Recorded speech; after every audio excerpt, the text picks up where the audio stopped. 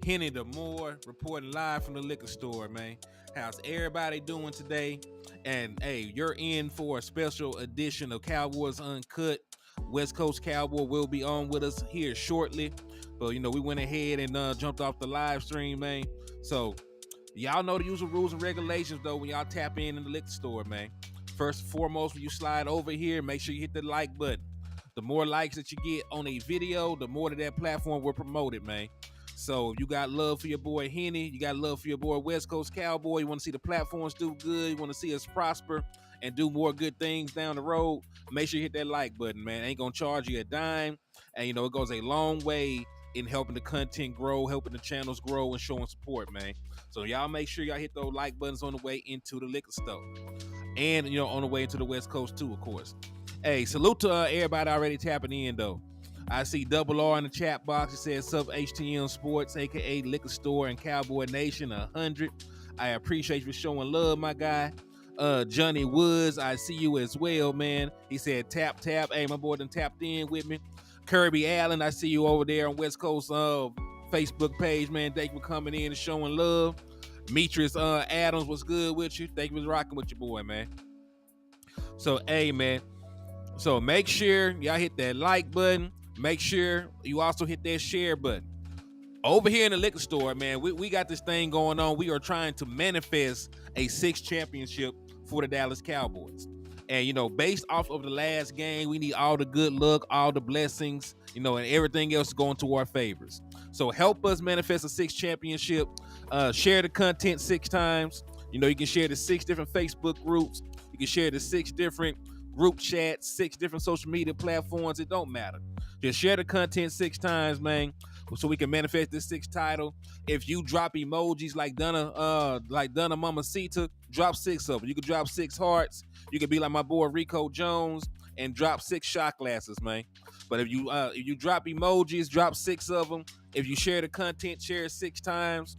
And most importantly, though, after you hit that like and you hit that share button, make sure you turn right back around and slap the shit out of a Chargers fan, man. I know there probably ain't that many. I know you probably got one that maybe you got a distant cousin that's a Chargers fan, something. But it's Chargers week. That's the next op that we got to play. So if you slap the shit out of a Chargers fan, I will be able to give you half off on all the merchandise inside the liquor store, man. And we got exactly what you need to succeed over here, man. We got Cowboy Readers, we got gin, we got hen, and everything else under the sun that can make you sin. So tap in with your boy, Hennythemoor, and come get drunk in the liquor store, man. Wes gonna be on here in just a minute, man. I just got the phone because a couple minutes ago. So, that's why he already connected his pages. He'll be on just a minute. But we're gonna rock until he get on here, man. Tim Miller, I see you, man. Elijah Robinson, I see you. I see y'all practicing manifestation over here, man. Hey, I ain't got PTSD just yet, man. I got disappointment, but I got some disappointment, but I still believe in the team, man. We had one bad outing. We're not gonna sit here and act like the team not 3-2. We're not gonna sit here and act, like we ain't got enough talent to still do the things that we want to do on the season. So ain't time to panic, just time to regroup, refocus, and talk about these Chargers. So y'all hit that like button, y'all hit that share button, you slap the shit out of a Chargers fan. And also remember, we are holding a raffle over here in the liquor store, man. We're raffling off multiple prizes over here, man. It's $5 per entry. We're raffling off a copy of Madden 24. We're raffling off a Dallas Cowboy jersey of the winner's choice. And we'll also be raffling off a Dallas Cowboys bobblehead. So those are the 3 prizes available in the raffle. If you want to participate, all you got to do is hit the Cash App. It's $Hennythemoor. Or because the page is monetized, you can send a super chat or a super sticker. So if you want to participate, $5 per raffle entry, and we'll be running the raffle all the way, up until November the 1st. Daryl said, how do I get in the raffle? All you got to do is hit the Cash App or hit the super chat. My Cash App is on the screen right here. It's $Hennythemoor. Or if you come to my YouTube page, you can send a super chat or a super sticker worth $5. So $5 per raffle entry. You'll get for every 5 you send, you get a raffle entry. So you send $5, you get a singular raffle entry for the 3 prizes. You send 10, you get 2 so on and so forth. And we're going to be running this raffle all the way until the 1st of November. And on November the 2nd, we will do the draw. So if you are interested in participating, just hit the Cash App or the Super Chat. All right, but now with all of that out the way, man, let's go ahead and jump into the content, because we all were reeling. We all saw what happened, but it's Chargers week now. It's Chargers week. Some of the players have spoken up, so let's see what they talking about though, man. So they talked to Tony Pollard today. This is what Tony Pollard had to say about the mindset of the team going into this game. So pretty much, and this is from John Machota. Salute to him. If you haven't given him a follow or a like yet, make sure you follow him on social media. Always gives you some top-notch, up-to-date Dallas Cowboys news and updates, man. So according to him, when he talked to Tony Pollard, he said guys are not panicking, not trying to do too much, not going haywire and things like that, locking in and focusing up, blocking out the distractions, and just getting ready for this week. Well, I mean, that's that, and we're honest, man. That's all he really can say. Let's keep it real. We can't line back up and play the 49ers again. If we are to play the 49ers again, we'll have to earn it, and we'll have to play them in the postseason. So we got to make it to the postseason. Odds are we'll have to win a postseason game, because the 49ers will probably be like a one or two seed or something like that. So, we'll have to catch them in the postseason. When we see them again, we will have earned it. So, you can't really fall to pieces right now, especially when we seen what this team can do when we are firing on all cylinders. I know we put a lot of stock into this last game as a measuring stick game, but dog, the Chargers are a good team too. We play the Eagles twice.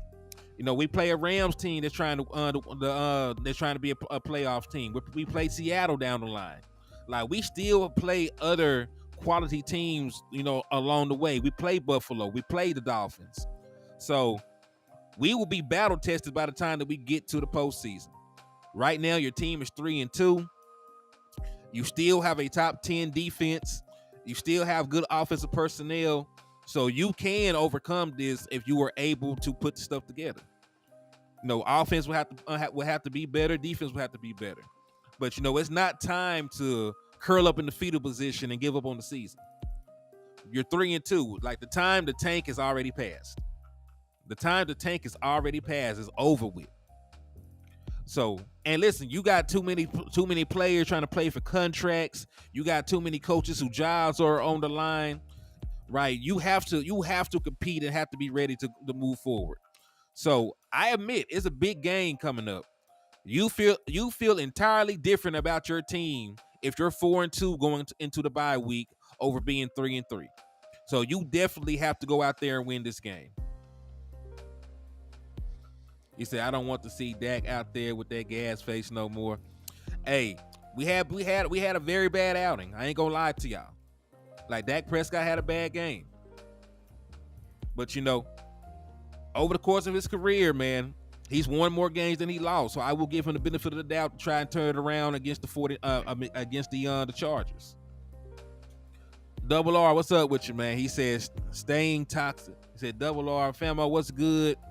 Steaks going on the skillet. Oh, man, my boy, they eating good, man. I see you, my boy. I see you. Trey Fargo, what's Gucci with you, man? I see you tapping in and showing love. But when you look at the Chargers, man, when you look at the Los Angeles Chargers, on paper, they have a great team all the way around, right? They got Justin Herbert. They got, hold that thought, man. Yo, we live, man. What's up with you? Hold on, let me call Cooks back. His phone tweaked out for some reason. Hold on.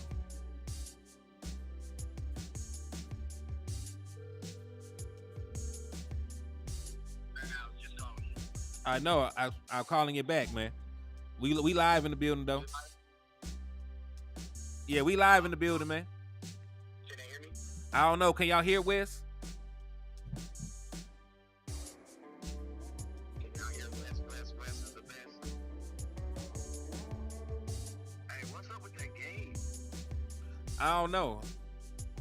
I don't know what's going on right now. Can y'all hear Wes? I need a one or a two or anything in the building you can hear. Can you hear me in your headphones? You on the phone, cuz. I know, but don't you have your headphones on? Yeah, I don't hear you in the headphones. Johnny Wood says barely. Trey Fargo says no. Kirby Allen says no. See, now I'm on speakerphone? You on speakerphone and you're on the same place where I'm talking at. All right, let me see if I can go through on these trips. Okay. All right, he gonna try to come in through the link and see if that works a little bit better. Yeah, he gonna try to come through in the link and see if that works a little bit better. But when you look at the Los Angeles Chargers, though, man, they got a good team on paper. You know, they got Joey Bosa, they got Khalil Mack. You know, they got the Kendricks boy that used to play for Minnesota. They got Derwin James. They got Asante Samuel Jr.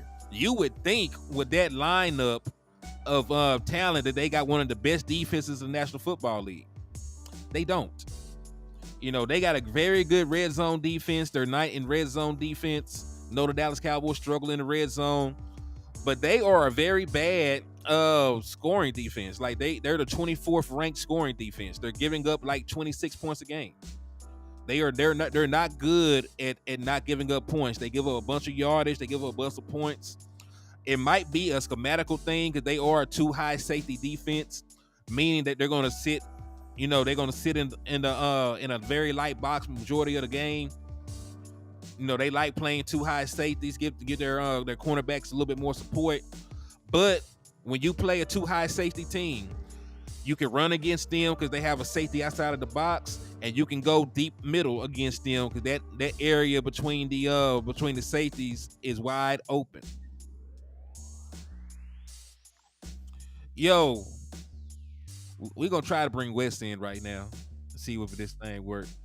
If you see it popping in and out, it's just us trying to bring West in.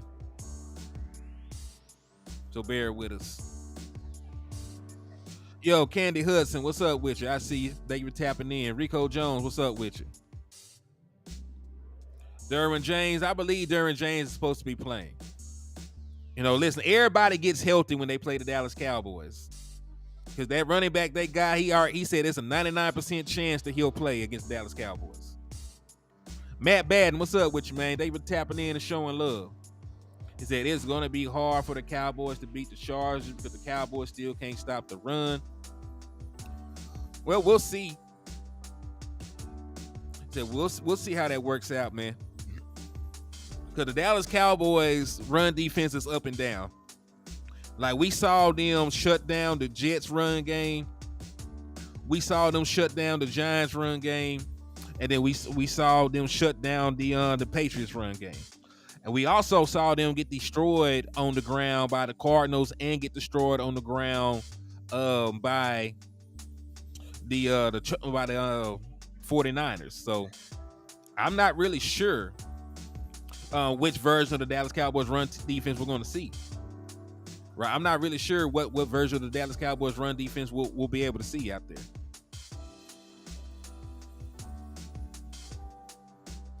He's trying to come on. He's having some technical difficulties right now.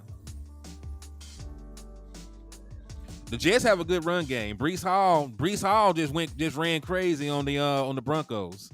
He ran crazy on the Bills too. So you know they got a decent run game. They just didn't get off against us. Right, because Breece Hall is a very explosive running back. Yeah, Tim, we're hurting their linebackers. So, you know, I'm hoping, you know, that the signing of Rashan Evans can help the Dallas Cowboys at great lengths. So, yeah, but the Chargers defense is, on paper, they're a great unit. But, you know, everybody great on paper.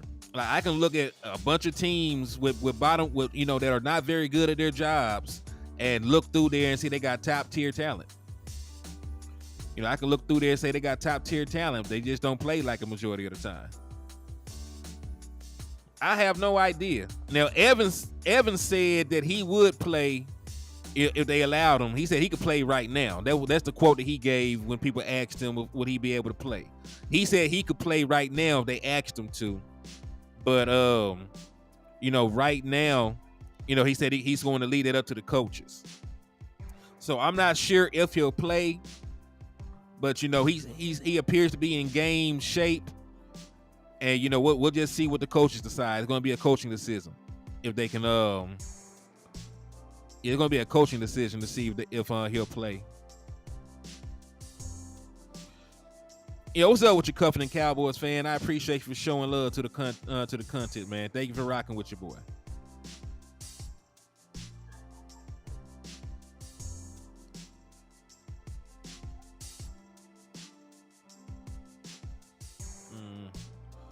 Cuz trying to come on in here, man. So what do you think about number 33? Does Rico need more carries? I think you do need to give Rico more carries because he's earned it. Like Rico Dowd has outperformed every expectation that we had from him. He runs hard. He's more explosive than I expected. He's able to run in between the tackles.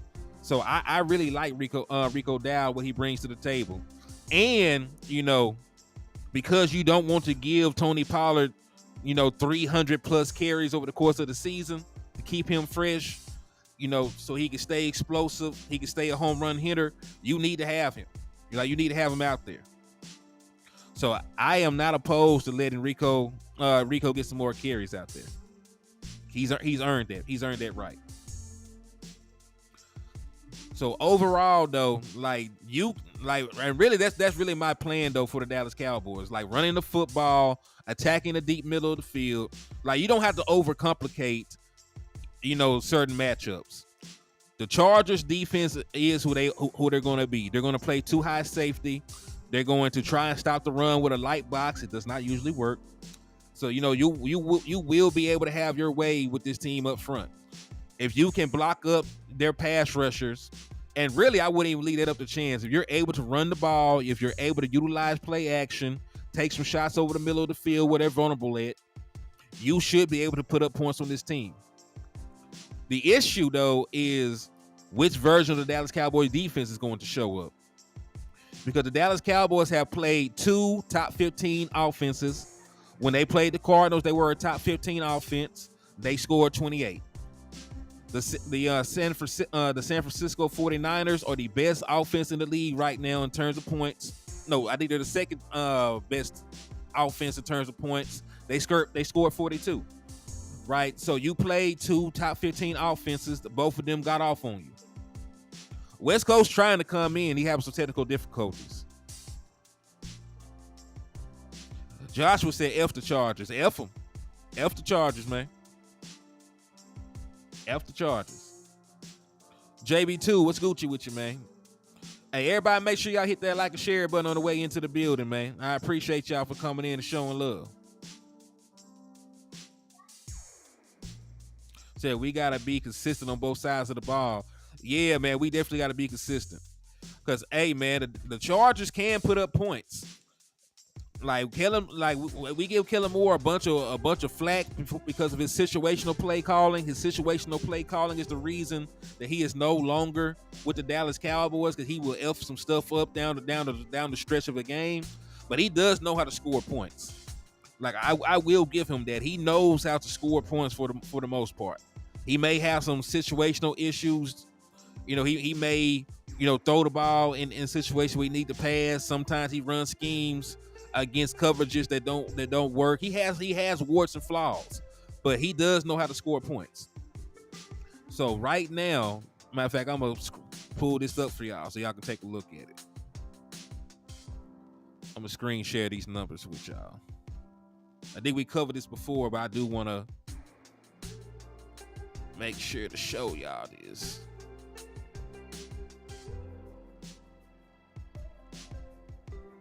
Oh no, that's 2022. Here we go, 2023.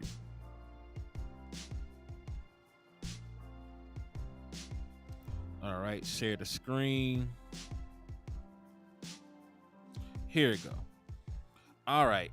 So these are the best offenses in the NFL in terms of points. If y'all did not know, Miami averaging 36 points, 36.2 points. San Fran averaging 33.4. Buffalo 31.8. Detroit 29.6. Philly 28.2. Seattle 27.8. See, I didn't even give LA all their props. They're averaging 27.5 points per game right now. So they're a field goal away from averaging damn near 30 points. So they're 1, 2, 3, 4, 5, 6. They're the 7th best offense in the National Football League. So they're a top 10 offense. They score points. They definitely score points. A-Gang, what's up with you, man? They been tapping in and showing love to the channel, my boy. Salute to y'all good people, man. George Wallace, what's up, man? He said, 49er fan here. Think Dallas has a great team. Need to, however, get a top-notch linebacker and move Kirsch to safety. Yeah, man. Like when you play teams that want to run the hell out the football, playing big nickel, almost exclusively is not going to work. Like playing big nickel almost exclusively when you're playing teams that want to run the football and got a power run team is not going to work. Granted, because of the makeup of the NFL, you don't run into too many, but when you do, it definitely stands out, man. And hey, that was a very good point, George Wallace. Much love to you as well, my guy. Appreciate you for showing love, supporting, man. Yeah, man. Hey, they're gonna throw the ball around. But I will say this: they have had 4 games, and in all 4 games, they were not able to run the clock out in the games they were playing. Like every game that they played in, the opposing offense had the ball in their hand at the end of the game with the ability to win it based on the play calling of Kellen Moore. They were not able to run out enough clock and just walk out of there with a win. Like it's happened 4 games in a row. The Miami was able to beat them. The Chargers almost beat them. I mean, the Vikings almost beat them. But that boy Kirk Cousins ran threw a red zone pick. The Raiders almost came back and tied the game, but they threw a red zone pick. like they really had an opportunity to go 0-4, man. Like there was real possibility of them being 0-4 just solely based out the way that Kellen Moore was calling the game. So they got great personnel. And one thing I do want to point out.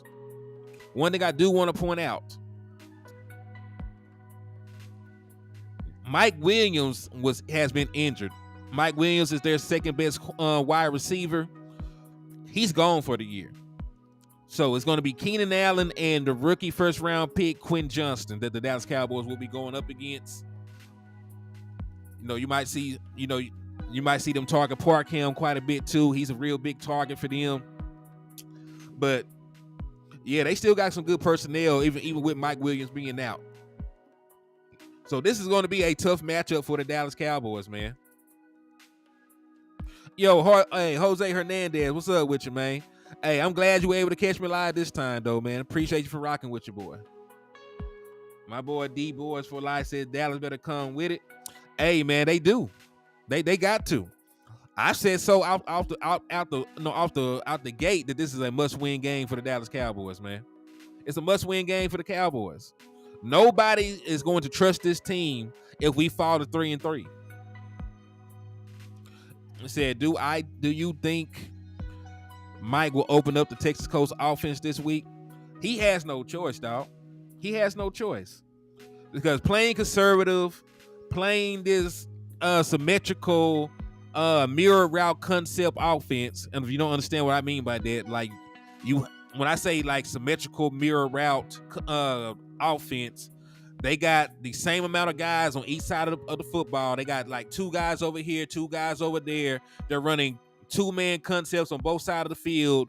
A lot of times they're running the same damn concept, right? So that's very vanilla. That's very vanilla. There's not really a very good offensive scheme when it comes to that, right? It's not really a very great offensive scheme when it comes to that. Some things that they can do to make the offense better, in my opinion, take a book out of these other West Coast offenses that you see around the NFL. The 49ers run West Coast, and they run it way better than we do. The Kansas City Chiefs run West Coast offense, they run it way better than we do. So just take a look at some of these modernized West Coast offenses. So NFL playoffs, end of January.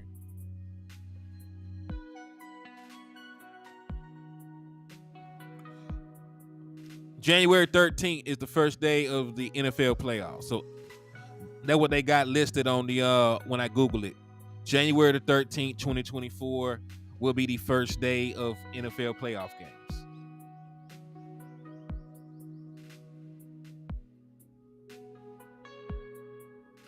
So I hope we beat the brakes off the Chargers. I hope so too. So I'm just worried about if we can stop Khalil Mack coming off of 3 sacks. No, Khalil Mack, if I'm not mistaken, is coming off of 6 sacks. Khalil Mack had a 6-sack game. He had a 6-sack game the last time that he played. Let me tell you how good Khalil Mack was that game. He went into that game with 0 sacks on the season. He came out of that game leading the NFL in sacks. Now, the boy over there, what's his name? TJ Watt, he's past him already. Like he's at 8 sacks now. But you know, they've been on a bye week. So Khalil Mack, you know, he's one of the guys leading the NFL in sacks right now. Man, I don't know. He tried to come on here and he couldn't connect. So I'm not sure. I'm not sure what's going on with that.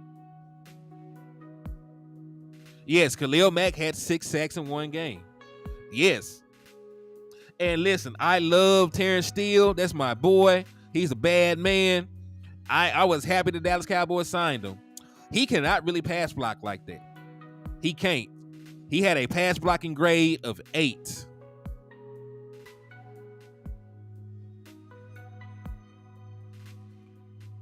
He had a pass blocking grade of 8, my boy. So let's see. Well, let's move along though, man.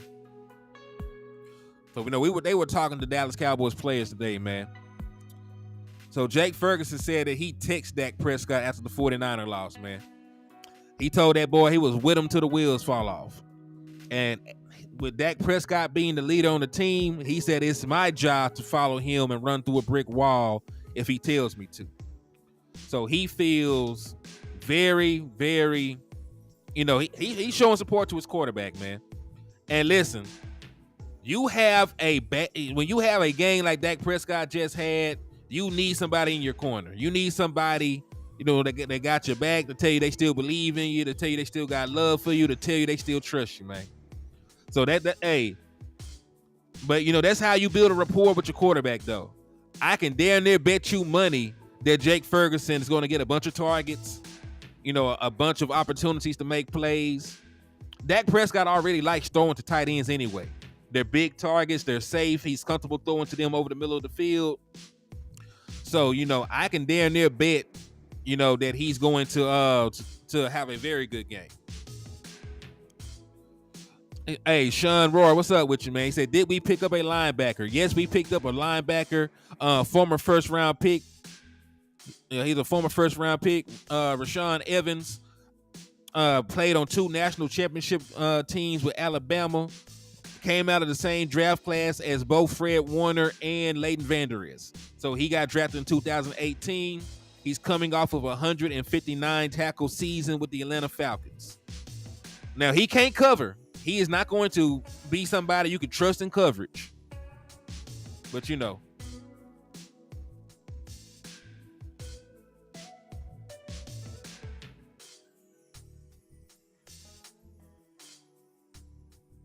Yeah, they looked at Smith, too. They looked at Smith. So he's coming off of a very good season. I like him. I hope he can play for us this week, man. I ain't going to lie to you. You know, with Austin Eckler supposed to play, I definitely want to see, you know, what they can do. I'll shoot him a text because y'all can't hear him when I call him.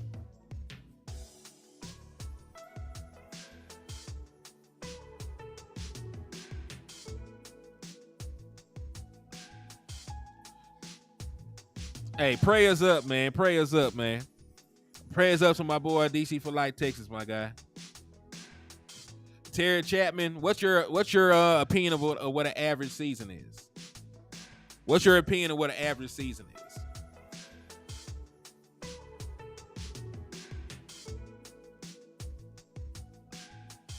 Rico Jones, what's up with you, man? He says, let's see what Cuz said. He said can't cover. Nah, he can't cover. But he will knock your eyebrows off if you run up on you try to run that ball.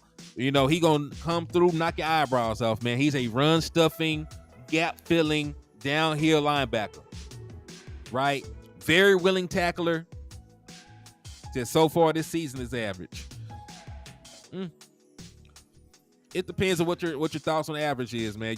Y'all beat multiple teams by like 20, 30 points. You beat a team by 40 points. Now you got your ass whooped by 30 plus points this last game. Don't get me wrong. It was humiliating. But if you're 4-2 going to the bye, you're still one of the best NFC teams in the NFL. And you're only getting better. You'll only be getting better. Let me see what's going on. See, this Cuz trying to come in right now, man. I don't know. He might be having some connection issues. I believe once the 49ers lose, there will be a game plan out on them. I mean, listen, we're going to have to see if they lose. All right, so Terry said 10-7. I don't foresee the Dallas Cowboys being that bad. Hold on, Cuz, say something. What's up with you, man? It's your boy West Coast. Woo, damn, man. I was concerned for a second. Bruh, this you gotta have really good. You gotta be in some really good service. Hey, I mean, it's a new platform, so they coming along, but you gotta have some really good service to use this. That's all I'm gonna say. I feel that, man. So, hey, man, tell everybody what your thoughts are on your initial thoughts are on the Chargers, real quick. Well, they are a top like 16 offense in the NFL. 7. Huh? They're the 7th best offense in the NFL right now. I know. I was trying to say, I was trying to say a big number so that it wouldn't make it look so bad. But yeah, I mean, theoretically, they are one of the better offenses that we've played so far out of our 5. On paper, they should be the best offense that we've probably played outside of the 49ers. Yes. I would think they're a little bit better simply because I think that Justin Herbert is a little bit better quarterback. Cowboys statistically have done pretty good versus the Chargers, though. You know what I'm saying? Like the last time we lost to the Chargers was in San Diego, I think. But other than that, since they've been in LA, we've beat. I think we've only played them one time, though. I think, but we played them once and we beat them. Yeah, and we beat them. So yeah, and so I'm pretty confident in the Cowboys. But one thing I will say, man, is this is gonna be. Bro, if Dan Quinn give up like 40 points to Kellen Moore, oh my God, that would just be a horrible resume bullet, bro. And I'm gonna tell you this right here. I feel like the Cowboys brass have this. I think they have this allure of what they feel Dan Quinn is. And I ain't gonna lie, bro. If he give up 40 points, win or lose to Kellen Moore, bro, I feel like that's gonna be tainted just a little bit. So I feel Dan Quinn is gonna. I mean, when I first saw this game, I was like, Dan Quinn's mission is gonna to hold them scoreless. Like I promise you, that's gonna be his goal. Mm-hmm. And I agree with you because it can go one or two ways, right? It can go one or two ways because they got a bad defense and they got a good offense that can score points. It might devolve into a shootout. And then the other way it could go is like Dan Quinn spanks Kellen Moore, and he shows him he's a superior coordinator. Like it's only going one or two ways. It's either going to be a shootout or Dan Quinn is going to beat them boys to sleep. Yeah, well, Dan Quinn defense then gave up damn near 1,000 points in the last 2 weeks, bro. So it's weird. It's weird right now around these parts, bro. Like it's really weird around here these parts, bro. Mm-hmm. And I mean, not in the last 2 weeks, but in the last 2 losses. So I mean, I just want to feel like like good coaching says that you make mistakes, you watch film and then you start correcting. Like I just want to see that like we see corrective behaviors in this game. Like, what I'm saying? Like there's gonna in the middle, like there were things that I felt that like that are on film now after 5 weeks that we should just be able to look at and just be able to observe and be like, okay, maybe we shouldn't do this as much. You know what I'm saying? Like, and I'm gonna tell you this right here. Something that the Cowboys got to see, motion on offense and defense needs to happen. First off, motion has to happen on the offense because the best touchdown that Dak has thrown all year to Cavante Turpin, guess what he was doing? He was moving before the ball got hiked. You know what I'm saying? That boy was on the move. You know what I'm saying? And guess what? He caught the little slot back slipping. And I mean, you got to think like this. Cavante Turpin with a head-on speed running to someone flat-footed because at defense, you're standing still. No matter if you're in drop step or if you up there ready to press, you're not moving. You know what I'm saying? Mm-hmm. So so Cavante Turpin, when he came across the field, that boy was in full speed. Like he was in full speed when he was in full speed when he hit the damn slot. Slot didn't have no chance, bro. And it was a nasty throw by Dak. Yeah, So there I was a like dot. It that. was a dot. Yeah, it was nasty. That was a nasty throw by Dak. And so I see that and I'm like, dang, we gotta incorporate that much more because defenses have a problem with that, right? But then I Mm-hmm. go look at the game on the same token, bro. The 49ers wore our ass out with motion, bro.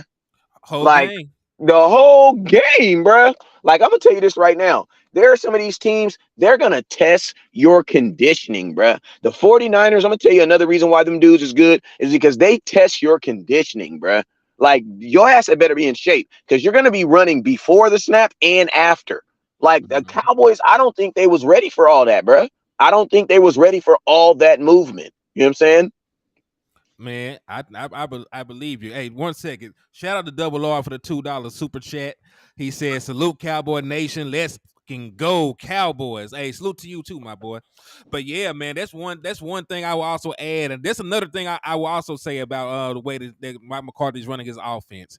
He has way too many mirrored concepts, man. And when I say mirror, they're running the same damn play on the other side. So And you know what? And I'm gonna tell you, if your offense was really, really good, you'd be okay doing that. But you're basically mirroring one bad play with another one. You know what I'm saying? but I'm also say this because you're in a timing based offense. If you're running the same play on this side, the timing doesn't change just because you got to get backside. So if you choose this side pre snap based off the defensive alignment, and neither one of those guys win on the concepts, you can't go backside because the window for them is already closed. So what he needs to do is give them more backside options. They need to like if you're running a concept on this side, the other side needs to be a different set of concepts or a different set of routes. They're going to bring the receivers back into Dak Prescott's line of vision, so you can actually have a 1-2-3 read instead of just 1-2, and that's it for this side. I can't go backside. So Yeah, that's and I'm gonna tell you that's this one thing right they need here. to fix real quick. And I'm gonna tell you this right here. Dak Prescott likes throwing the ball underneath. Okay, that's fine. But let's switch out the names of the jerseys that he's throwing the balls underneath. Like, you know what I'm saying? Stack CD Lamb. If Dak, because at the end of the day, bro, he wants to throw 8, 9 yard passes, right? I'm not tripping as long as you throw those to 88. You know what I'm saying? Nobody would have a problem with that. I Like, mean, yeah, I got one more thing to say about that. Like Dak Prescott don't mind throwing deep over the middle. I know he don't, but I'm just saying the No, plays that the play calling is not. They're not calling plays for that though. You know what I'm saying? and that's exactly what I'm saying. Like you cannot be a good offense if you don't attack every area of the field. Because remember, we're going to play the Chargers. They sit in cover two. They sit in too high safety looks. So if you're only throwing to the boundary, you are not going to be able to beat this team like that. You got the only weaknesses in their passing defense is deep middle. So if you're not calling deep Hold middle, on, then what? How the hell are you going to beat a cover two team? hold on. Go ahead, cuz. Okay, keep on talking. Let me put you on pause real quick. No, go right ahead, man. Because like, and that's another thing. Like, we have trouble defending against teams that attack every blade of grass. We don't know they're going to attack deep middle. We don't know they're going to attack the flats. We don't know they're going to attack on the deep third. We don't know where the hell the ball's going. You're a good offense when you can stretch the defense in every area of the field, and they don't know where the hell they need to line up and be at. Man, teams know the Dallas Cowboys, and it's on paper. You can look at the numbers. We are not even trying to throw the ball deep over the middle of the field. Like we're not even trying. And I know people will say, "Well, Dak threw a bunch of picks over the middle of the field last year." Yes, but he also threw a shit ton of touchdowns too. So if you don't target the deep middle of the field, you're not going to get the touchdowns. You may not throw the picks, but you ain't going to get the touchdowns either. And let's be honest, like Dak Prescott had 1 year of throwing interceptions. Like Dak Prescott to this day still has one of the best touchdown to interception ratios in league history. That was an issue that would have resolved itself if you had just let that man play through it.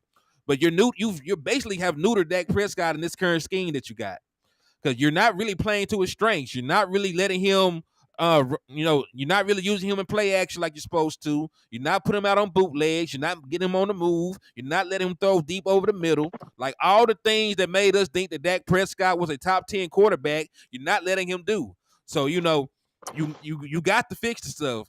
One of the critiques that I had to Kellen Moore, was he wasn't always playing to Dak Prescott's strengths. Well, man, this time you're not really playing to it at all with what you're doing right now. Alan Martin, if you don't understand basic football conceptual talk, then I'm sorry. Because when we talk about scheme and different things like that, that's not an excuse. That's just Head what's going on. southeast toward Nelson Avenue East. I'm sorry. Well, what'd he say? He said we're gonna make excuses for him. We're talking about the offense as a whole, schematics and different things like that. I mean, it's the thing. This is the thing. It might be an excuse for him. It might be an excuse. It doesn't. But is it true? Is it not true though? Because remember, a lot of people don't know what the word excuse means.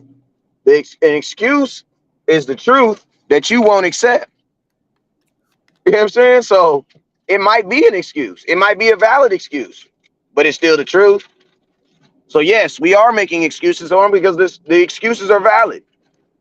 That's like if you told your daughter she had to be home by every night by 11:30, and then she blows her tire out. Well, guess what? When she comes in the house at 1 o'clock in the morning, she's gonna tell you, Dad, well, guess what? My tire blew out. Now you can look at her and tell her, well, that's an excuse. You know what I'm saying? Well, it is an excuse, but it's still the truth. It still happened. So yeah, we are gonna make excuses because the excuses are valid. You know what I'm saying? Just like people want to say, oh, the play concept. Well, listen to me. When you have tight ends that are not moving the way your last tight end was moving, guess what? You have to compensate for that. When you have pass blocking that's not pass blocking the way it normally is, you got to compensate for that. And I'm gonna tell you something else that the Cowboy Nation has not done. We have never given this team time for all these changes. You guys was down for all these changes. It's like we have a secret recipe for mama's macaroni and cheese, and then somebody comes in there and says, hey, I want to add this, I want to take away this, I want to add this, I want to take away this. Well, guess what? At some point, you're going to put that mess on a plate and serve it. And that's what we're doing right now. We switched out our starting tight end, we switched out our starting running back, and your offensive line just played together for the first time last week. And Cowboy fans, we were so arrogant to think that we was just gonna go out here and just be non-subjective to any of these changes that happens to every team that makes moves like this. Like Sean Payton is probably one of the greatest football minds of all time, and that dude is having a hard time. Yeah. You tell me Sean Payton can't, bro. Sean Payton, listen, I almost tweeted today. When I saw Russell Wilson on that third down, I said, oh my God, Sean Payton is a horrible play caller. But then I thought about it, damn, maybe it's Russell Wilson. Hey, it's a game again now, 16-8. Oh, yeah, 16-8. If you got the Kansas City under 20 points at this late in the game, you should be happy and you should be trying to beat them. I'm trying to see it's only like 3 minutes left in the fourth quarter. But Dak is also getting a ridiculous amount of overpressure too, man. Like, don't get me wrong, like the dude he had a bad game, and I'm gonna tell you, it's definitely warranted. How y'all feel? It's definitely warranted, but it's now Thursday. Let that shit go, bruh. Like, by now, you guys should have come to your sentence and be like, oh yeah, Cooper Rush. But the real problem is some of y'all be honestly thinking that the Dallas Cowboys will move just as good with Cooper Rush in there. And that mess is not factual. Not even close. Yeah. So it's like, that's just what it is, man. Patrick Mahomes got more interceptions than Dak Prescott right now. And that's a fact. I mean, there's plenty of people that got more picks than Dak right now, but we ain't concerned about that, man. I know people that want to see him perform better or whatever. But, I believe he will. Like, we're acting like Dak Prescott loses a bunch of games. No, And he just lost the game that they really, really wanted to win. And I yeah, wanted to win too, man. But you know what? I mean, hell, Beating you San feel Francisco twice in San Francisco, maybe that's not in our. Because guess what? Think about this. Your season still may come down to you beating San Francisco one time. yep, yeah, Your season can still very easily come down to that. and this is the beautiful thing. At least we lost to the 49ers week 5 and not in the postseason. We can still redeem ourselves this year against the 49ers. Yeah, and you have film on a team that you're gonna have to play this year. So I mean, the bright side is it is what it is, bro. The bright side is we about to give it to the 49ers, and all this aggression that we got toward these not the 49ers, we about to give it to these Chargers. And these Chargers, listen to me, we gotta be 4-2. Like we gotta be 4-2 going into our bye. Like that's all that matters. Before the Exactly. season started, I made a season prediction that the Dallas Cowboys at the bye would be 4-2 question marks. The two question mark games that I felt that the Cowboys could win or lose was the Jets and the 49ers. Well, we beat the Jets and we lost to the freaking Arizona Cardinals. 49ers was still a question. If you go look at my prediction, I predicted that I did not say the Cowboys was going to win the 49er game when I first saw them schedule. I had it as a question mark. Said, I don't know. I don't know. So theoretically, the Cowboys win this Charger game, bro. We're exactly where I felt they would be, and that's 4-6. That's 4-2. Mm-hmm. Yeah, so I'm Like not. if you cut the season up in three halves. I mean, there's not. I mean, what is that? What is that? 6, 12, 18. There's not 18 games. There's 17 games. You're basically 12-5 at worst. If you do what you just did right now, over 2 more times, you're gonna be 12-5. Yeah, I still got faith in the team, man. Because at the end of the day, you still got one of the better rosters in the NFL. You just ran into a buzzsaw, Sunday night. You ran into a buzzsaw and you was not prepared for it either. I don't give a Mm-hmm. damn what no Cowboys say whatever. I mean, Micah already said it, bro. Micah said, I didn't feel like we. I mean, people be saying it's a bad thing that Micah got a podcast, but it's also a good thing because we now know way more than what we did know. And that is even Micah Parsons felt that they weren't prepared for that game. So my thing is not. I mean, life is too short to ask about why, bro. Forget the why, bro. Why she left? Who gives a damn why she left, bro? Figure out why she coming back. You feel me? That's the most important. You feel me? Life is too short for that, bro. So, and when you look in football, what do you think? When you look at football, you say, bro, I don't give a damn why you was not prepared. I don't care why you weren't prepared. I don't care. Life is too short. We only got 12 more games. Who cares why you weren't prepared? I want to know what we're going to do going forward to Mm-hmm. ensure that does not happen again. And then you just move forward. You know what I'm saying? But people be saying you got to burn that film. Hell nah, you need to learn from that film. You got your ass beat. Nah, You will learn from it. You know what I'm saying? Trey Fargo. But I'm gonna tell you this right now. You Cowboy Nation, you gonna feel worse. You lose to the Chargers. They damn sure You will. gonna feel. You think you feel bad now, boy? You think you feel bad now? You think you Yeah, can't go to the? You think you can't go to your to the water cooler at your job right now? but hey, Trey, we ain't going 10-7. You were 12-5 last year with a worse team. I know all the 3 Charger fans in California, and I promise you, all 4 of them, because there's gonna be a new one as soon as if they win. That's gonna be calling my phone talking about, did you see the game, bro? Did you see the game? Did you see it, bro? Did you see the game, bro? So yeah, man. Let's focus on these Chargers. Justin Herbert, listen to me. They want Justin Herbert to perform well. The NFL is expecting a good game. That's why we on Monday Night Football. This is Justin Herbert. They're gonna put this Justin Herbert versus Dak Prescott because these are two, quarterbacks that are basically, the cream of the crop as far as the NFL right now. But it's really Dak Prescott versus this whack Charger defense. And then Justin Herbert versus a defense that honestly, bro, like I think that you're gonna learn more about this defense from this game than any other game because, bruh, it's cool to shut a team down, but bro, I want to know how you respond after you get your ass beat, bruh. Like for real, get dog walked, bruh. Like, do we have that dog in us still, bruh? Do we take it out on the 49ers? I mean, not on the 49ers, on the Chargers. You see what I got on my brain? Do we take it out on the Chargers?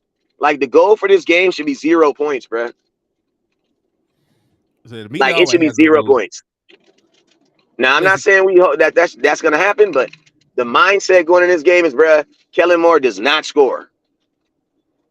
I mean, and this is the thing. It's going to be dependent on how Kellen Moore then play it too. If Kellen Moore comes in here and try and throw the ball all around the yard, and he's playing right to our hands, we have issues stopping the run, but we damn sure can still sack the quarterback. We can still get interceptions. We still got a very good pass defense. And he So gonna throw the ball 40 times, so you're gonna get action. yeah, so you'll get a chance. You'll get an opportunity because this is still a very good pass rushing team, pass defense. We'll sack the quarterback. We'll force turnovers. We'll get picks. Everything else. People ask, do I think Michael Parsons should play more linebacker? Nope. The linebacker you just brought in should play more linebacker. Yeah, you mean? I don't know. I think it will help Mike a little bit because he sure gets ran out the damn field when you leave him attached to the line. I mean, this is my mind. This is my thing though. The film say the Cowboys can't stop the run. So if you're offense and I see Micah Parsons back there playing regular linebacker, my whole offensive line just got a Saturday. You know what I'm saying? You just gave the whole offensive line a day off. So now it's gonna make that. I mean, I'm not saying that the pass rush isn't gonna be affected, but that pass. I mean, honestly, I mean, he's built his body to be a pass rusher. Let them pass rush, bro. Like the Cowboys shouldn't have. The thought of putting Micah Parsons back at linebacker, like a standard linebacker, should never even been a thought, because you should have had bodies and other things in place, so it shouldn't even happen. I hate when people take people and put them in positions where they can be okay. You know what I'm saying? It's like taking Zach Martin out from being a guard and making him be a tackle. Like, bruh, why would I want to take Zach Martin out from being the best freaking guard in football to be an okay tackle? No, let him be great. You don't have too many players that are just great. You know what I'm saying? That boy is great at pass rushing. He just need to get that pass rush needs to leave for more tackles for losses. That's my only issue with Micah Parsons is this. Why you don't have tackles for loss? You know what I'm saying? How do you not have tackles for loss if you're rushing the pass or if you're rushing the quarterback? The quarterback don't freaking throw the ball every time. Sometimes he hands it to the running back. Why are you not hitting the running back? Man, he overruns the play. A lot of times. You know what I'm saying? But that's why I say, like, for me, I don't necessarily want Micah. I mean, have a linebackers, bro. Let your linebackers be linebackers. Micah Parsons a defensive end. Let him be a defensive end. You know what I'm saying? Let him attack that, especially in this game where I think that Justin Herbert is going to try to throw the ball 40 times. Because you got to think like this. If you're Kellen Moore, the only way you can really show your strength and who you are is throwing the football, bruh. Kellen Moore is not about to try to run the ball on us, bruh. Shit, they've been running the ball this year. Yeah, but when it come to us, bruh, you about to see some stuff you ain't never seen. Kellen Moore be out there looking 32. When he play us, he gonna look 50. Watch. Let's see. NFL.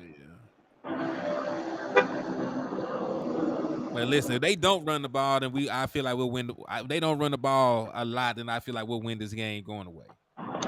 But you feel me on that? Because, like, bro, let's just be real. We both know that a lot of Kellen Moore, reason why we didn't like Kellen Moore is because of his arrogance, bro. Like, he just wanted to do stuff he just wanted to put his fingerprint on games, bro. Like, it's over, bro. What is we throwing the ball? We're up freaking 14. We're in Green Bay. These dudes is laying down. They talking about the draft. Why are we still throwing the ball? Like, what is we doing? You feel me? So it's like, for me, I feel it's going to be very, very, very. You got to think, this is not a team that he left. This is a team he got fired from, bro.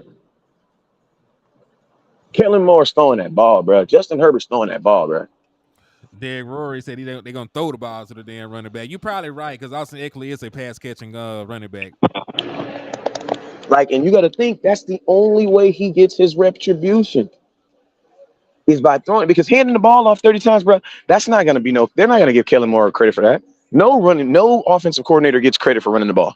I'm going to tell you proof of this. Who's the offensive coordinator for the Tennessee Titans? I have no clue. I have no clue, bro.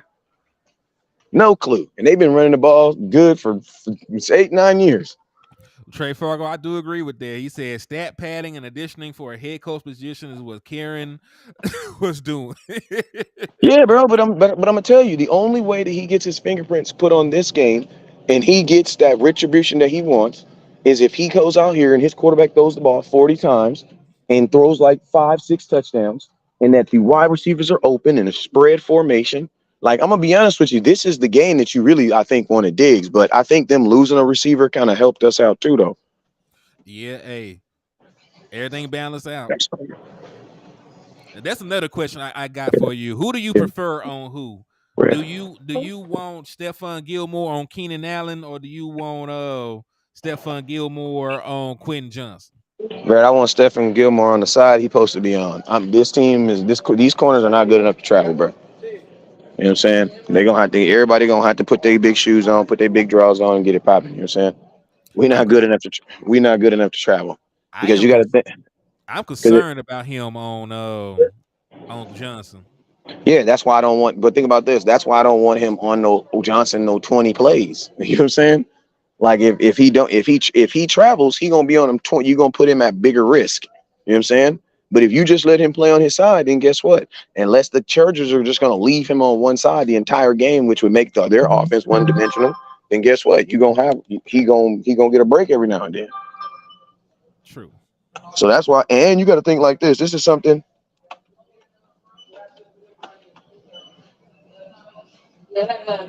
What I say? Man, I just lost my train of thought. What was you saying? Nah, you were talking Oh about yeah. That's and that's I know now. Something else that people always forget too is that when one corner travels, the other corner has to travel too. You know what I'm saying? Because you can't leave both corners on the same side. So it's like it's not even about Gilmore. If Gilmore travels, that means freaking your what's the boy Bland? He Ron got to Bland. travel. Deron Yeah, Bland got to travel too I because mean, I'll he be has fine with that because I want to run Bland on Quentin Johnson, and I want Stephon Gilmore on Allen. I just don't think that he can keep up with that speed. yeah, but I don't want to play after play too. Get them dudes a break. You know what I'm saying? Yeah, I this think I got a better question for you. I got a better question for you. Do you think that Dan Quinn should probably get out of some of the man coverages that he's in? Can we I get some think more I zone? think I think Dan Quinn need to get his ass out that booth. That's what I think he need to do. You mean, bruh? Like when you lose about 30, bro, you need to look a dude in the face, bruh. That's the only thing I don't agree with Dan Quinn. You need to get out that booth, bruh. Like ain't nobody trying to you down by 30 points and you in the booth calling plays from down below. I ain't trying to hear that, bruh. I need you down there ripping off into somebody's yin gang. You know what I'm saying? Like that's the Man, one thing I think. That's the one thing I think Dan Quinn needs to change. And I know that's his philosophy, but bro, you got to do what's best for your team. And I think for this team, with the attitudes and the aggression that they have, bro, Dan Quinn being down there in front of them dudes, I think that'll make a world of difference. Because you got to think like this. If not, then who's down there? Then who's the vocal leader that's down there? It needs to be freaking Dan. mhm. So that's the one. That's one. Okay. That's the one thing I would. That's the one thing I would change. Yeah, I can agree with that. But I still feel, like listen, playing man in the NFL is hard. That's why so many teams throw in cover 3 and throw in Tampa 2 and everything else. Like it's hard to play man defense all game. We were getting away with it because we had Trayvon Diggs, Bland, and Gilly. So you had 3 very very good corners around there. But in his advanced age, I don't really want him running with anybody that got that extra gear still. Not no 20, 30 plays. Yeah, And you got to think like this: if as long as they don't travel, that also means there might be times where Gilmore is not even guarding anybody. Because if you travel, that means everywhere he go, you gonna be on him. You know what I'm saying? So that means you'll have a responsibility on every single play. But if they line up on the opposite side and it's only one wide receiver set and do double tight ends, then guess what? Technically, you in zone, you just got an area you got to cover instead of you being basically in man. I mean, bro, I'm gonna tell you this: like trailing receivers is something I would do like for a play. I would never, me personally, I would never believe in doing that for a whole game or an extended amount of time. Like, I just feel that, like, There's no receiver in football right now that I feel that I would have to trail, bro. I don't feel like those Randy Moss dudes are in the league anymore. They're just not there no more. Like there's a bunch of really good receivers, but even like Devontae Adams, like, bro, I'm not trailing him, bro. I'm gonna throw my dude. If I play Devontae Adams, I don't feel like I have to put Diggs on him 40 plays. I think Bland can get over there and work with him. Hey, listen, you know that Bland is the highest graded cover corner in the NFL right now, right? I believe it. But you get what I mean? Like I think that's giving a wide receiver way too much respect right out the gate. You know what I'm saying? Because you got to think, bro. Like dudes be getting into it with their baby mamas, bro, and waking up on the wrong side of the bed and don't play good. Hey, that's Like it part of life. happens, bro. It happens, bro. I've seen it happen. I've seen it happen, bro. You feel You me? ain't lied. So You ain't lied. You ain't lied. so that's why I say, bro. I don't believe in because you're such and such, bro. Those dudes just don't. They're not in the league no more. Those type of receivers aren't in the league no more. Like, you know what I mean? Like those one, like, you know what I mean? Like there are good receivers in the league, but like those icon receivers like that we had when we were growing up, those dudes aren't in the league anymore. Like I think Justin Jefferson and Jamar Chase, I think they had the smell of it, but Justin Jefferson, bro, he about to get lost. He seeming lost it. Both them dudes is lost in the sauce right now. Oh, Justin Jefferson just hurt. He's not on. He's on IR. I know that's what I'm saying. That's what I'm saying. He out 4 weeks. I said, Mhm. damn, imagine all them fantasy football teams dead. Shit. Hey, Dead, I, bruh. I don't like that he's hurt, but I was gonna play him this week. So God is good. Bruh, but I'm just saying, imagine, bro. He was taking like number one, number two in like 99% of leagues, bruh. People waited 6 months, bruh. 6 months to draft Justin Jefferson for him to be out 4 weeks, bruh. Darren And I'm gonna tell Sutton. you that. Cause Darren Sutton asked the question. He said, "Is Deuce Vaughn activated for special teams?" I don't. If cause they gave him the special team snaps when Turpin got hurt. If Turpin can't go, it will probably be Vaughn. Yeah, well, I mean, to keep it real, it need to be Deuce Vaughn going forward because Cavante Turpin is too important for your offense to be playing special teams. Yeah, that man got 2 touchdowns. Like he got, if I'm not mistaken, he got hurt on a special teams.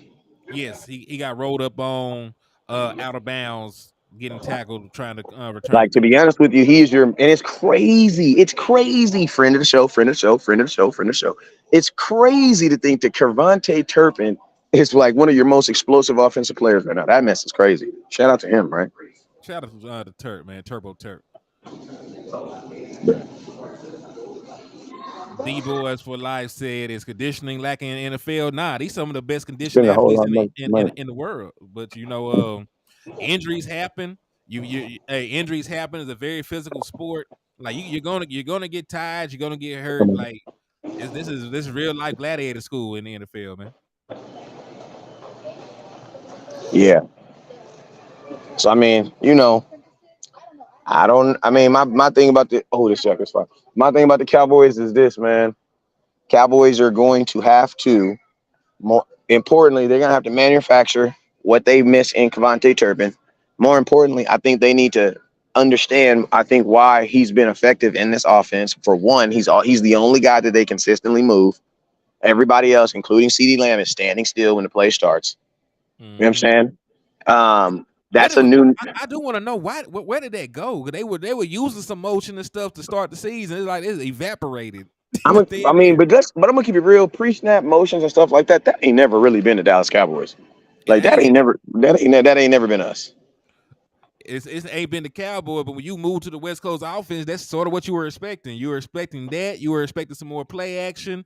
Like we were using screens to start the season. I didn't see a screen in that charge in that 49ers game till the game was out of hand. Yeah, we So don't you do screens no more. yeah, We don't do that no more. I don't know if you got the memo, but we don't do that no more, bro. man, That's hogwash. and listen, like say what you want, but like those screens were basically an extension of the running game. Like we were effective with those screens. Those were very good drive starters for us a lot of times, man. And we were even doing the fake screens and getting chunk plays off of them. So like none of we like you can't do a fake screen if you don't do a real screen. We didn't see none of that against the 49ers. Yeah, man. And man, our offense. Our offense is our offense is all kind over of the boring. place. So I have it in my car. Hey, yeah, it's in my pocket. Um, our offense is just, man. You know,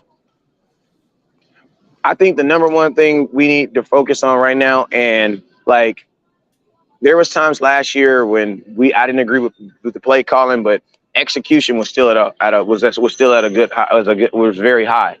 So I think the number one thing we need to do is right now we just need to out execute some of this stuff, man. Just like you know what I'm saying, like your quarterback has to play. I'm be one to say it. Your quarterback has to play better.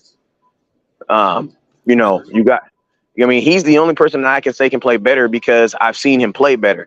I ain't never seen Jake Ferguson play better. I ain't never seen freaking Tony Pollard. I've seen Tony Pollard play better, but I don't think he's physically able to do it. You know what I'm saying?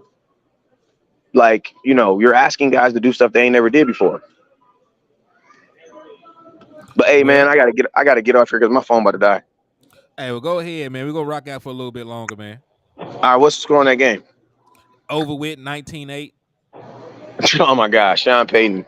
I'm at man. Now y'all think I'm just curious. Y'all think it's play calling? What y'all think is over there? Everything. Hmm. He said, I think it's everything. I heard that. All right, my boy, I love you. Hey, love you too, cuz I'm gonna holler at you. Yeah, man, we gonna rock out for just for a little bit longer, man. That was my brother, West Coast Cowboy, sliding in here and showing us some love, man. Yeah, offense was bad, man. Offense was bad. Damn, the offense for the Broncos is horrible. It could be worse though, right? The boy scored 8 points. He said it's club Shay Shay. What's up, Choctaw? He said Kansas City run kinds of damn screens. Mike McCarthy better.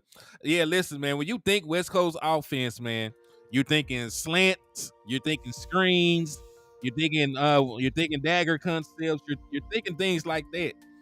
You know, like and listen, the Dallas Cowboys started the season running a lot of screens. Like we were running a lot of screens. We were targeting CeeDee Lamb a lot earlier in the season. It hasn't really been like that over the course of the last couple games. Well, at least over the course of this last game. Right? I think the Dallas Cowboys got away from who they really were. They got away from who they really were when it comes to their offensive play calling, offensive play design.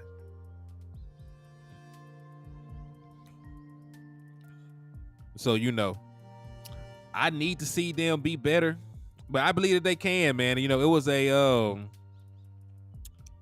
I'm not trying to give them an out. I'm not trying to give them an out at all. But it is a new system. It is a new play caller. It's a lot of things.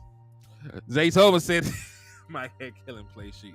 And no, I have not gotten it yet, but hey, like I said, it will be this weekend. I will have it by Saturday when I do my Saturday show, as I told you. So, as y'all do know, I do have to put on a 49ers hat on the podcast because I lost a damn bet. But, it's better than losing a little bit of money. Hey, Terry, it looked basic because it is basic. Right? It looks basic because it is basic. Like like when you look at if you look at the way that other teams are running their West Coast concepts, it's not really stagnant. It's a whole lot of motion, a whole lot of misdirection. Hey, shout out to my boy DC for Life Texas for the 2 raffle entries, man. I thank you for showing love and supporting. If y'all want to be like my boy DC for Life Texas and improve your odds of winning a copy of Madden 24, a Dallas Cowboy jersey, or a Dallas Cowboys bobblehead, all you got to do is hit the Cash App at the bottom of the screen. It's $ Hennythemoor, or you can hit the super chats or the super stickers. So again, thank y'all for supporting and showing love. He said, get a blue 49ers hat. I'm going to go in here to Lids over the weekend, see if I can find one. I'm going to go in there and see. Oh, Neil, you say you hit me with the super chat, man. Let me go in here and see, dog.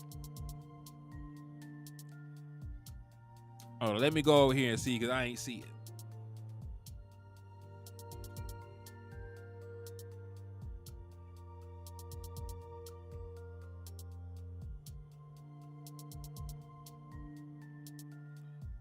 I don't see it at all, kinfolk.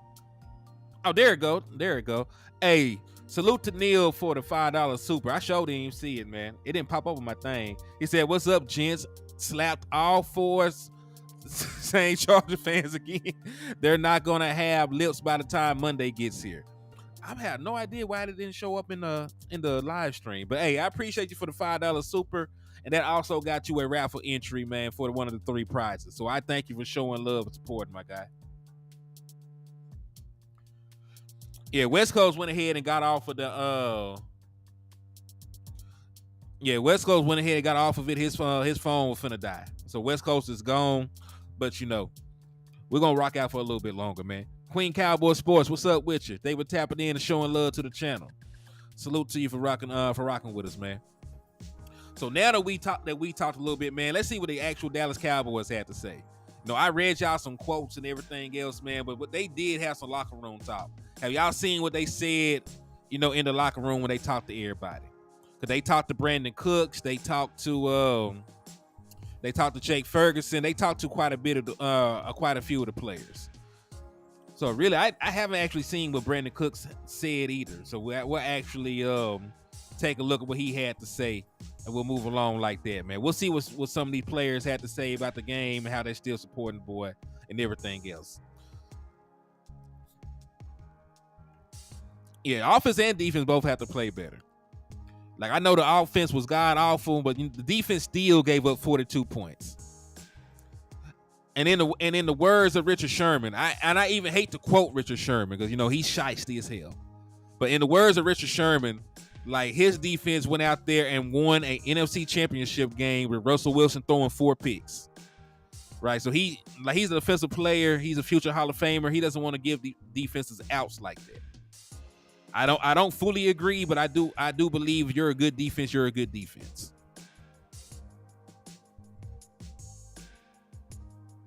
But this is Brandon Cooks and his feelings on.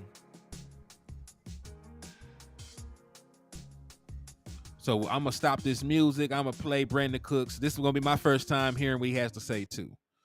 Hope it's something awe-inspiring because I need a little bit of motivation. Praise with new offense, or could you just talk about why there's been no consistency, identity, or whatever you want to say about what's going on offense? I mean, I think at the end of the day, we really just simple. We just got to execute. Every player got to be better. Guess you can call it natural growing pains, whatever you want to call it. But we 5-6 weeks in. We just got to continue to just go back to work and do the things we said we was going to do and what we worked on in the springtime, get on the same page, timing, etc., getting open. And at the end of the day, that's what we just got to do. From what we saw, in OTAs and training camp, I mean, you and Dak seemed to have a rapport and you were getting the ball a lot. Is it a little surprising you haven't had more opportunities come your way? Do you feel that's going to happen, or just where you guys? I'm definitely trusting the process. What I do every single day, regardless, good or bad, I'm coming in here and I'm going to work. At the end of the day, you think about some of those games that we won. Defense put up points. We got ahead early. Rain game at the beginning, whatever the case may be. I'm trusting the process, and that's what I'm always going to do. At the end of the day, just work harder. And that's what I think to myself. Come in, work harder, be better. So when those opportunities do come, be ready. You've been in a lot of different places. What is this offense's identity? What are y'all trying to be on offense? Well, we got so many playmakers on this offense, right? And so, the thought process is when you have that many playmakers, you get the ball to them. But right now, like I said, as receivers, I take it personal. We got to be better. Whatever the identity is, we got a great run game. I think we got a great pass game. We can talk about it. We just got to be able to show it. And the only way that you do that is go out there and put up points and move the ball. Let's not get it, twisted. We've been moving the ball very well throughout the year. Just some of those 2 games we lost, we didn't do that. and we absolutely just got to be better. Simple as CD that. expresses frustration, and he's talking to Mike, and I'm sure you've been there. How do you help him as a veteran guy, a guy who's been around a little bit longer than him, to say, hey, it's going to be okay? Yeah, I just continue to tell him, trust the process. I've been in those shoes before, being a younger guy. I get it. He's a competitor. At the end of the day, he wants to win, and part of that winning is, in his mind, and which I believe is him touching the ball. But we just got to trust it. And that's what I tell him. Just trust it. Come back, go to work. Like I say, just work harder. And then, when we look up, when we are doing it, we're going to look back at some of those growing pains and be like, man, I'm glad we went through those things early. We hit adversity now, but it's a long season, and we're going to hit our stride. I truly believe that. Will your younger self be as patient as you are now? To be honest with you, no, I don't think I would have. But I also have, vets, doing the same thing that I'm telling CD now. Like, man, trust it. It's going to come, and when it's come, it's going to come in tenfold. And I truly believe that for him. I believe that for our offense. But like I said, the only way to do it is just to do it, and enough talking about it. You talk about receivers taking responsibility. Getting open, is that something receiver thing, scheme thing? It's everything. It's everything. But personally, I say just for ourselves, when we look at the film, look ourselves in the mirror and don't worry about everything else. Control the things that you can control, and that's getting open. And whatever the play called, trust that process, trust that play, and do our best to get open, period. So your second time going through a loss here. What have you seen from Jack as far as how he rebounds in these weeks? He goes back to work. Win or lose, he's going to get back to work his tail off, and that's what you expect from your quarterback, and that's what he's doing. And his demand from us, goes up, and I love it, because at the end of the day, he takes a lot of the heat, but really, we all can help him in some sort of way. Can you talk more about that? I mean, Ferguson was saying, he's getting more work after practice with Jack. Is there a lot more of that going on in these types More of work, more film together, letting him speak on how he sees things, and, us adjusting as pass catchers. At the end of the day, what he wants is what he wants, and then we got to make it work as receivers. So you're seeing a little more of that. But, yeah. When you run a go route, kind of for the love of the game, and you attract two DBs with you, and it opens up for someone like CD, how much pride, even though you don't get any statistics from that, I love every bit of it, because, as long as we moving the ball and they paying attention to me deep, and guys like CD, whoever the case, getting open, at the end of the day, I just want to win. I truly mean that. And so whatever it takes, I'm willing to do. Yeah. Is there a moment earlier in your career where you were outwardly agitated with not getting the ball? Was that ever you? I feel like there were some moments in my younger career where that's happened. I look back at them. I don't regret it. I just learned from it, right? And I try to, be that voice for the younger guys. Like, I've been through that situation before. At the end of the day, that emotion outwardly ain't worth it. I get it. But we all kind of learn, right, in our own ways. Why isn't it worth it? Why doesn't it work out? Because you can, for me at least, you go down this rabbit hole of thinking about getting the ball, and then when it does come, you're not ready because you're so emotionally involved in when you weren't getting it. And that's speaking for myself in my early years. So you slammed a few tablets in your day. Perhaps a few tablets, maybe more so in private than in public, but don't I ain't perfect, you know what I mean? I've been there before. I get it though, like, I want to win, and so we competitors. It's all a part of the game. Speaking out, is that just a composure thing? You can't help yourself when you're frustrated, about not getting the ball, or what goes into it? Just emotion, It's emotion in the high stakes game. Yeah. All right, guys. Thanks, Brandon. Yeah. Thanks, Brandon. All right, and that was that boy Brandon Cooks.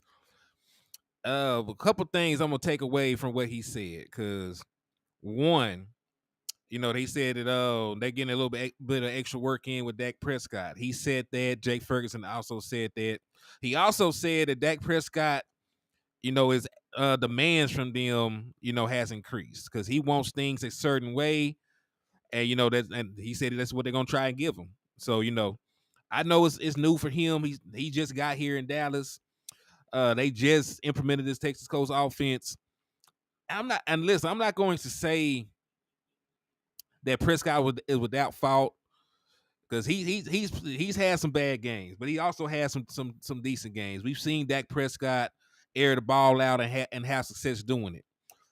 So the hope for us is that we're just going through growing pains. That this is not the final product that we're going to get with the offense. That has to be the hope for the season going forward, if we're being honest. Because the current way that the offense is set up, man, is not going to cut it. It's not going to cut it. So that has to be the mindset. That has to be what we're holding on to. We have to hope that the offense improves with time and reps and understanding of, where guys need to be, and understanding of the scheme and concepts and things along those lines. We have to hope that we're a better offense, week to week to week, than we were last week. Granted, it's going to also help that you're not playing the best defense in the NFL. You're not going to play another top 10 ranked scoring defense until December, right? You're not going to play another top 10 ranked scoring defense until you play the Buffalo Bills. The Eagles are decent, but they're like 13th or something. I think the Eagles are the best defense that you play for a long time. Oh, you talking about that throw to Cooks? Yeah, it was a very tough throw, right? It was a very tough throw on like the verge of his limit. Like, he got the ball there, he just couldn't get the ball there accurately. Like you said, he was under the wrist, flushing from the pocket, had to flip his hips and throw the ball down the field 60 plus yards. Now, I give him an A for effort, because at least he got the ball to Brandon Cooks. He just ran out of real estate. So, I know he wants that throwback. That's the kind of throw that separates Dak Prescott from a Patrick Mahomes or a guy with a bigger arm. But, it wasn't a bad read, though. I know a bunch of folks are talking about he could have hit CeeDee Lamb. We just seen, what happens when you throw back across your body, right? Brandon Cooks on a linebacker, is always a good option. Is always a good option. So I don't have any ill will of him trying to attempt that throw. But hey, I believe this team will be better, man. He said, not good. They need a challenge every week if they get too comfortable. Man, listen, playing in the NFL in itself is a challenge. And let's be real about it. The Cardinals were one of the worst. The Cardinals were one of the worst defenses in the NFL, and they still gave us issues, right? Just because on paper we don't play another top 10 defense until then, doesn't mean we won't be tested. Doesn't mean they won't play us tough. We're the Dallas Cowboys. Like, when we come to town, that's when they're gonna have their highest TV ratings. That's when their stadium is gonna be the most packed. That's when they're, that's when they got to get up for that. They get up to play the Dallas Cowboys. So just because on paper we're not gonna play another top defense does not mean they're not gonna go out there and play their hearts out against the Dallas Cowboys. And again, even with the Chargers having a bad defensive rating, they still got a future Hall of Famer. They still got an all-pro pass rusher. They still got an all-pro safety. They still got a very good corner. They still got a former Pro Bowl linebacker. They still got talent. So, they're going to get up to play the Dallas Cowboys. Everybody will. Frank Cartwright says, who's the starting linebackers now with LVE out? It's going to be dependent on if Rashan Evans can play this week. If Rashan Evans can play this week, I expect for him to start and Damone Clark to start. Dallas Cowboys will still, unfortunately, probably be playing big nickel. So J-Ron Curse and all those other safeties will be on the field too. But your primary two linebackers will probably be Evans and Clark.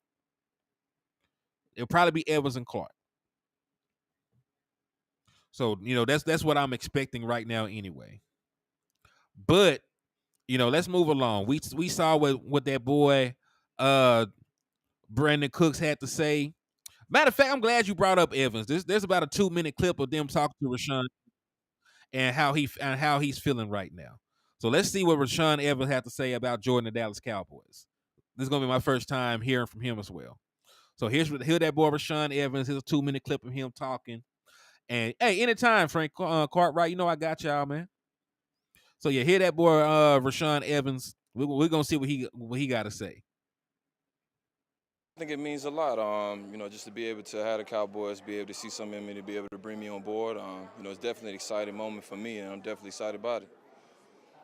How do you fit into what DQ wants? I think DQ, man, he's an aggressive coach. He coached at Atlanta, and I guess he saw some similarities in the way he coaches and his playing style and the type of players that he likes. So I think it meshed really well for him to be able to come bring me on board. How long do you think it takes you to get up to speed?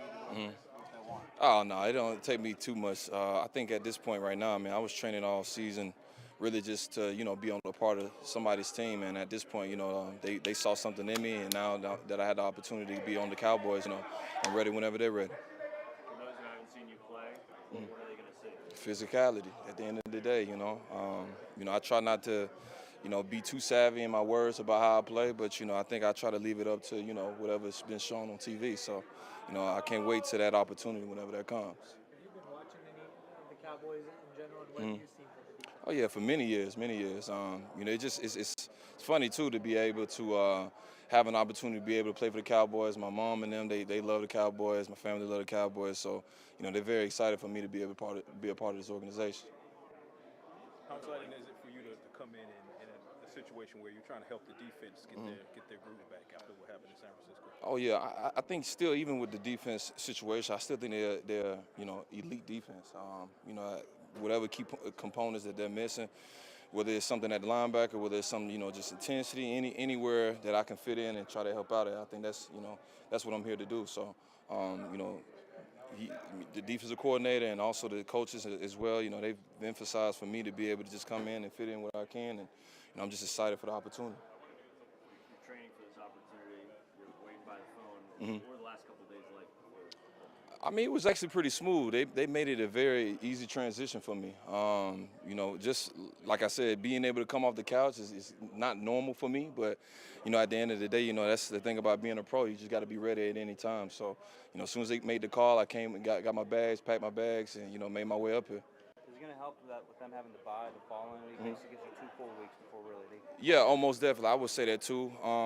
Even if they didn't have the bye week, I think too, I'm a rep guy. I like to have a lot of reps. So even if we were preparing for another game, I would love to be able to go out there and have as many reps as I can, just to get, just a feel of the game and, get back in the groove of football. So, either way, it's still a plus either way.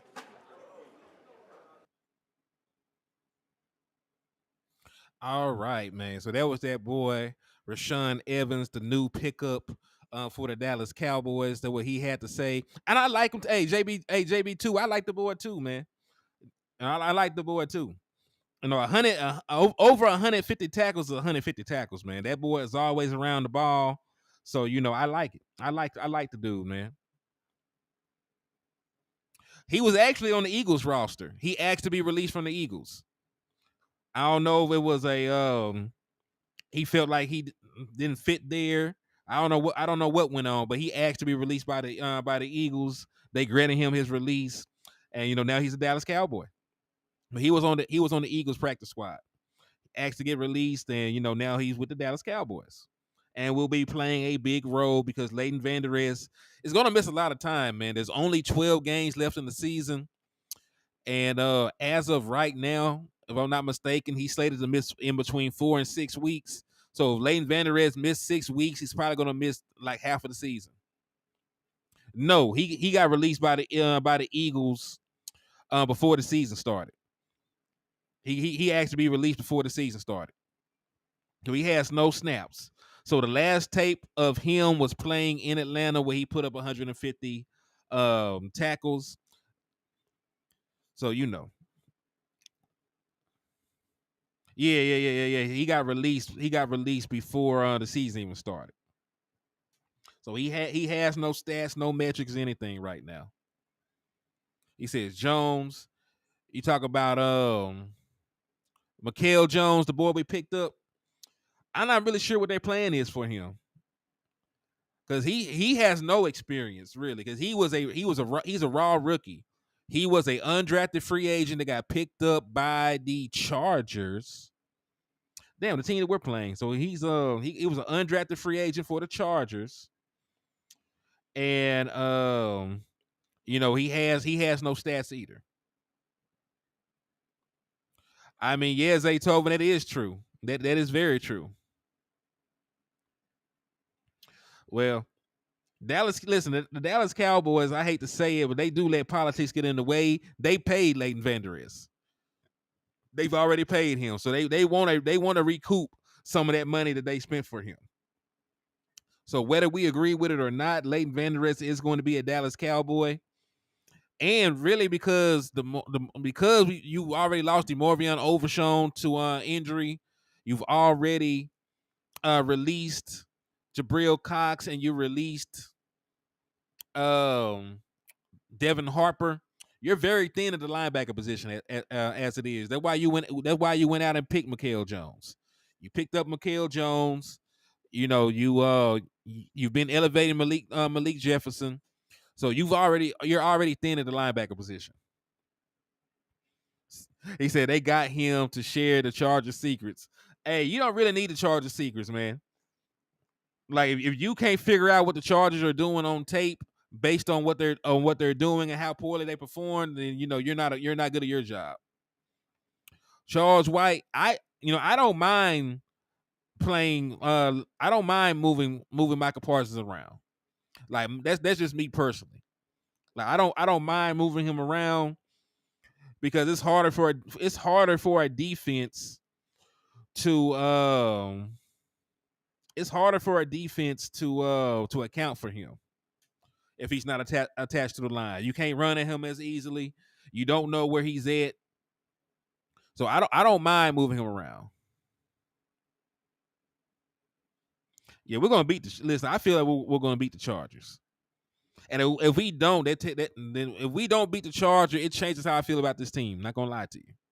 If we're not able to beat the Chargers, then I feel completely different about this team than I felt about them before. Hey, we try, Matt. We try. He said, "How much confidence do you think Mike has for his running backs?" I mean, at one point, Tony Pollard was a top 5 running back on this season. Like Tony Pollard was top 5 in rushing yards at one point, right? So like Tony Pollard has skills, but I just need to see more from him. Hey, I did, Quandale Dingle. I said that twice. Now listen, I have not yet picked the Dallas Cowboys to lose a game because I believe in the Dallas Cowboys roster. And listen, there's been a clear path to victory in every game that the Dallas Cowboys has played. There's been a clear path to victory in every game that we played. The Dallas Cowboys they just have not executed every time, right? Because I picked them against the Cardinals as I should, because we're a better team top to bottom. We just didn't play like it. I picked them against the 49ers because I felt we had a better array of weapons, and based on the outcome of the last couple of games, it didn't pan out like that. Right? So I have confidence in the team, but it doesn't mean that they'll go out there and play their best football. Oh yeah, we definitely have to worry if we don't win this game. He said, "Watch Kellen Moore do things he never did." Hey, that's just like that. It's just like that ex you broke up with.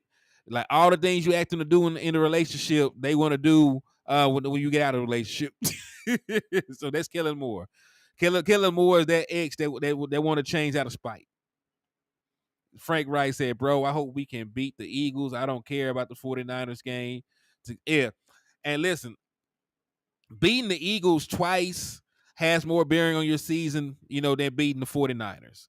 If you beat the Eagles twice, then you have a very, very good opportunity to win your division. If you're able to win your division, you're guaranteed to be at least a top 4 seed. You're going to be the 1, the 2, the 3, or the 4. And you're right. Nobody expected Purdy to play at this level. I thought Brock Purdy was going to be a game manager still. Brock Purdy is in the MVP conversations. So, I did not expect that jump to go from Mr. Irrelevant to be in MVP talks. I didn't expect it.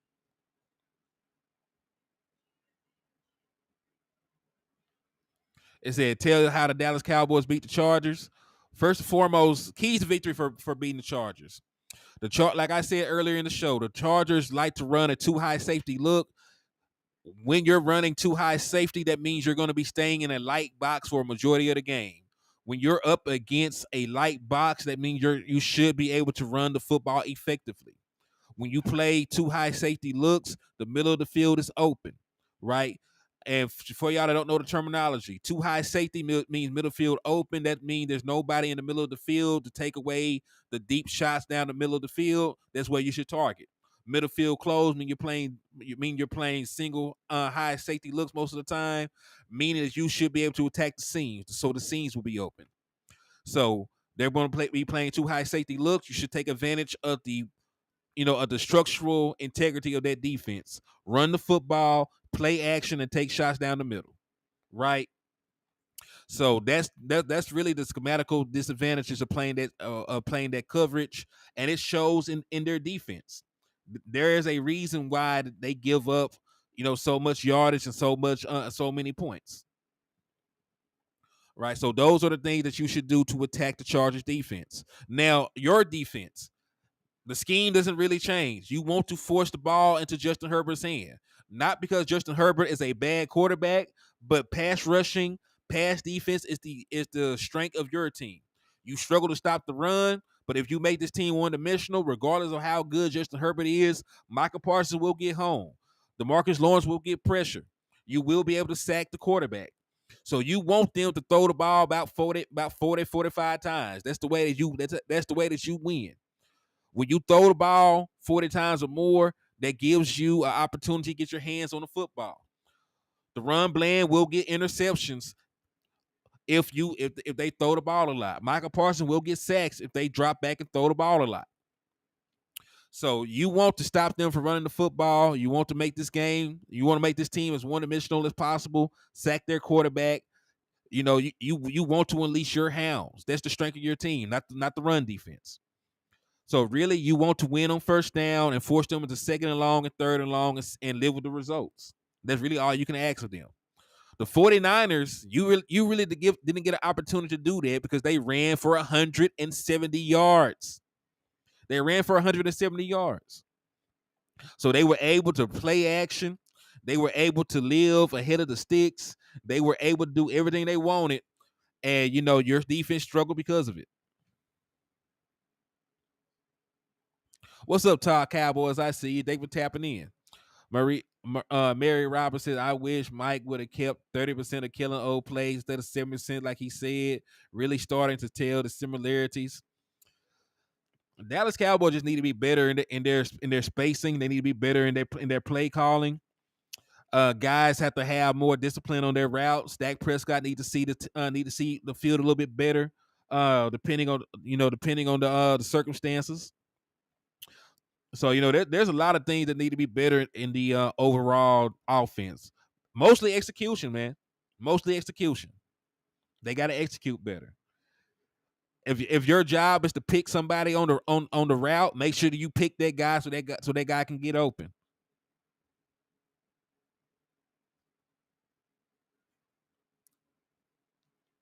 Hey, what's up with you? 55 SA Richburg, I see you. I mean, hey, Dingle, if you go all the way, you go. I have nothing bad to say about the 49ers. Y'all won fair and square. I have nothing to say about them. So, hey, you won fair and square. We just going to try to win the rematch if there is one. I'm going to let you get off because, hey, y'all got bragging rights right now. So I ain't tripping. But, what would be weird if there was an Eagles fan in here talking crazy on a body they ain't catch. You know what I mean? That's when it gets weird. People going out there trying to take credit for a win your team wasn't involved in. Like these guys that don't beat the Cowboys that be in here talking crazy, those are the ones. Those are the ones that are weird. But let's see. We got some more guys that gave interviews, and we can see what they talking about. We can see the morale of this team going forward, man. So let's see. Because I know Jake Ferguson gave an interview, so I want to see what that boy Jake talking like. Matter of fact, Tony Pollard and Jake and Damone Clark gave interviews. None of these are long, so we can watch all of them. And that's a good thing about having just like 3-4 minute interviews with players. You can watch them all.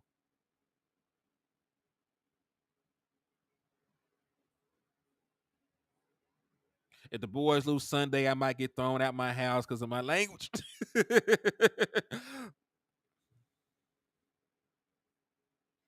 Hey, man, it be like that. Eagles ain't beat Dak Prescott in 4 calendar years. Listen, the last time the Eagles beat Dak Prescott, we did not know what COVID-19 was. Like, COVID-19 didn't exist the last time that the Dallas Cowboys lost with Dak Prescott to the Philadelphia Eagles. So, it's crazy work. Crazy work. But, yeah, man, here's that boy Jake Ferguson, what he had to say in regards to this. I actually did.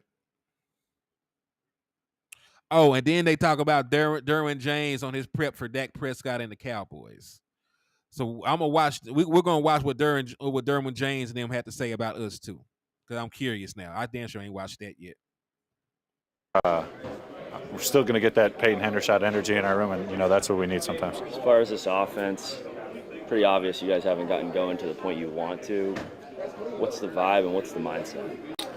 Yeah, definitely haven't seen the numbers we've obviously wanted, but at the same time we know we're a good offense. We know we can put points on the board, and I think it starts this week with everything we're doing, meeting extra maybe, or getting on the field after practice, running certain routes extra, working a little bit more on red zone. Just getting as an offense and clicking a little bit more. So when we do get in that red zone opportunity, we're making points and we're scoring. It's talked about all the time, but obviously there's a lot of criticism all over the place for Dak Prescott. You're in this building. What do you see from him this week? There's always going to be criticism. Just kind of being here for the last 2 years, you're always going to see some sort of, no matter what it is. And I think I texted him after the game, and I'm like, I'm with you till the wheels fall off. And, it's just kind of he's being in that leadership role, and it's kind of my job to, follow him and run through a brick wall if he tells me to. So it's that kind of mindset going into this, and it's like, hey, I got your back.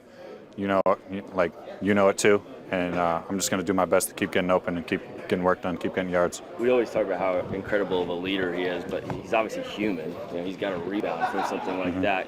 What's your vantage point of what that rebound looks like? I think it's not getting too high, not getting too low. Keeping that neutral mindset into this whole week where, hey, we know what we need to work on, we know what we need to do, but not being overloaded, not kind of driving yourself into the ground. And I think him as a leader, he does a great job of making sure everybody's on their P's and Q's without kind of being overloaded and kind of doing too much. And I think that's perfect. When after today, for example, there's just some things that routes on air where I was like, hey, didn't quite feel like. He's like, perfect, let's just get it after practice. So we ran a couple of them, and then we talked for about an extra 10 minutes on just what it's like. And visual learner or auditory or whatever it is, I'm kind of both, but it just helps when you got that guy getting in your ear, showing you, running you through it a little bit more extra. So when it does get to game day or live reps, it's lights out.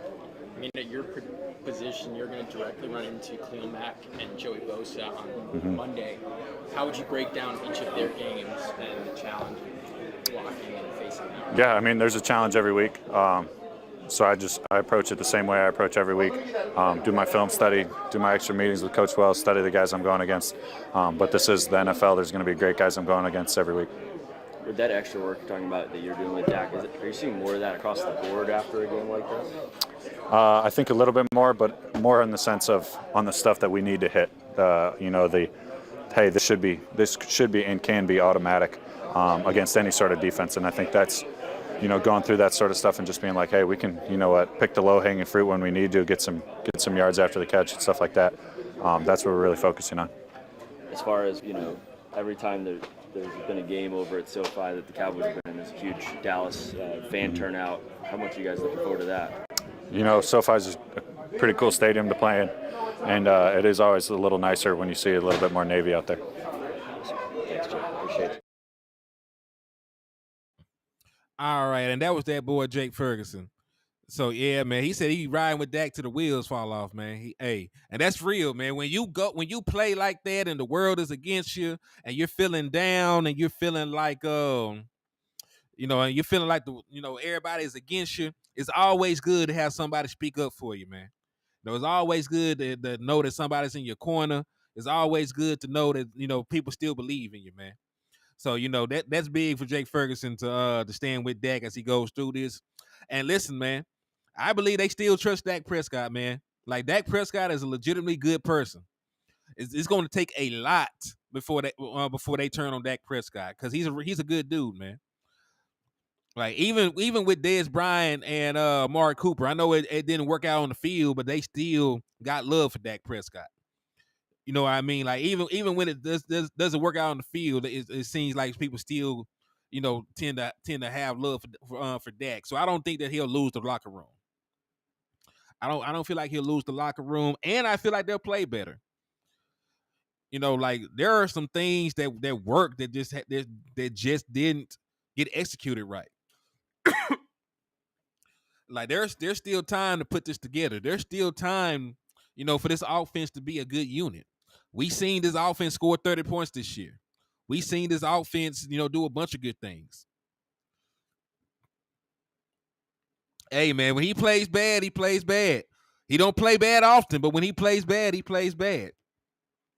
But we also know that boy, can play lights out.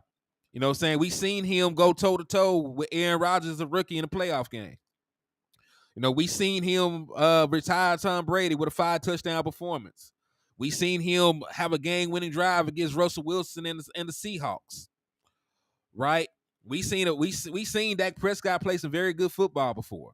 And then we also seen the two 49ers games. We seen the 49ers game from Sunday night. So, I know the potential of Dak Prescott. I see the potential of Dak Prescott. But I also know there'll be highs and lows, but you can never get too high and you can never get too low. Right? When we beat the Jets or we beat the Jets or we beat the Giants, we didn't say that we were the best team in the world. The same way we can't get too low on this. Right? We can't get too high, we can't get too low. He said Trey Fogo, has he peaked? I don't know. But the peak of Dak Prescott, his best year was 37 touchdowns and 10 interceptions. Right? Down there, a 4-to-1 touchdown interception ratio. He was top 3 in completion percentage, all that other stuff. So if that is the peak, if that's the best that he can be, that's good enough to win with. Right? That's good enough to win with. So the question should be, is his peak enough? That should be the question.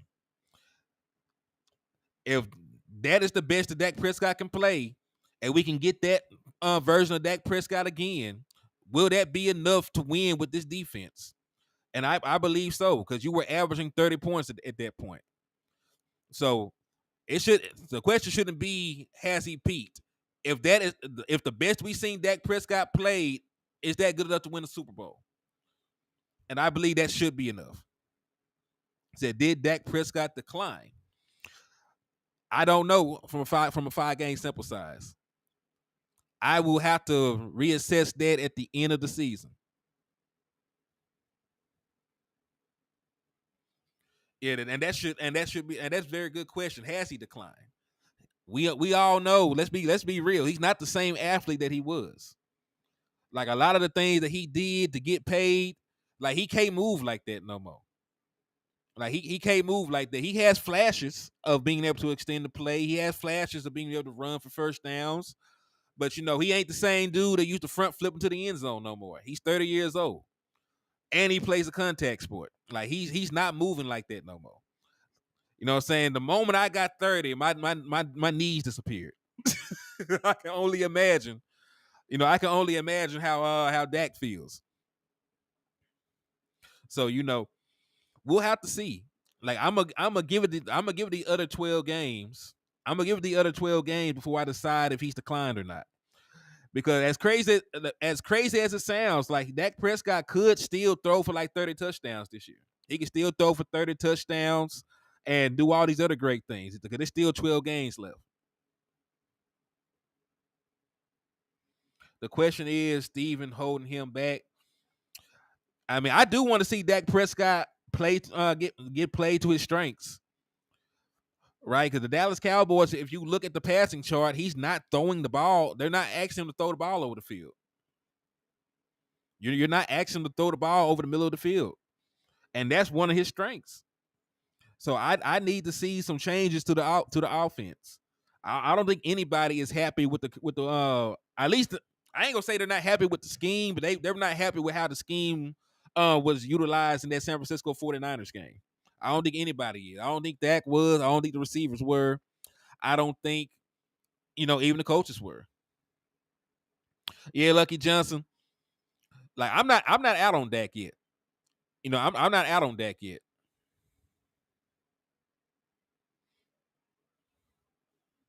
I mean, they should know, but just because they know doesn't mean that they always do. They always do it. Yo, what's up with you, Michael Nelson? He said, HTM, you drinking that liquor late tonight, bro. I appreciate the content. I appreciate y'all for supporting it, man. I appreciate y'all for supporting the content, man. That's why I jump on here and show y'all love. But hey, before the CD being held hostage, man, I do understand why CD Lamb is frustrated. Like you're 88. I don't feel like you should give CD Lamb the 88 if you're not going to allow him to be targeted like a number one wide receiver. Like I just feel like even in the screen game, like you can give CD Lamb 5 targets on screens alone. You can give CD Lamb on 5 targets in screens alone. Yeah, CD's frustrated. CD's frustrated. I'm Dak frustrated. We'll see what happens.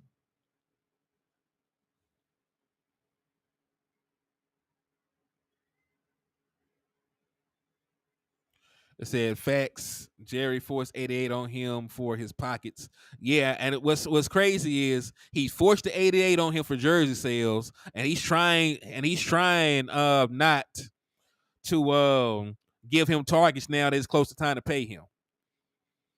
I think that came from up top. I think the decision not to give CD Lamb targets came from up top.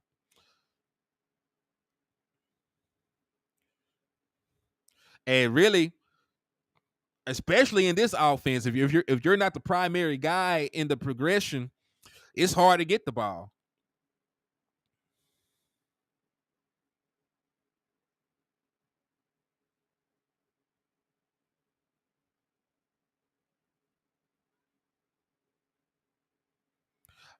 Listen, Lucky Johnson, nobody gonna talk about interceptions this year because Dak Prescott's not leading the league in interceptions.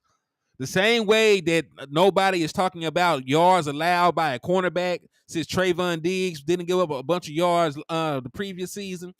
Like they only make these narratives when the Dallas Cowboys are involved.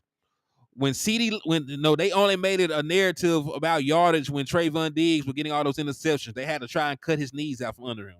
They only talked about Dak Prescott's picks because he's the quarterback of the Dallas Cowboys. It's always an ever-moving goalpost. Always an ever-moving goalpost. But hey, man, y'all remember, y'all make sure on the way into the liquor store, y'all hit the like button. Make sure y'all hit that share button. Make sure you slap the shit out of that one Charger fan so you can get a discount over here. And make sure y'all hit that Cash App or that Super Chat, man. We're still running a raffle for these 3 prizes right here. We're running a raffle all the way until November the 1st. That's your last day that you can send. We're raffling off Madden 24. We're raffling off a Dallas Cowboy jersey of the winner's choice. And we're also raffling off a Dallas Cowboys bobblehead.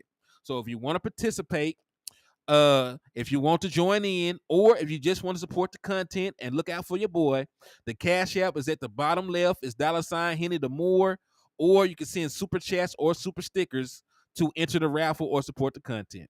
Thank y'all again in advance.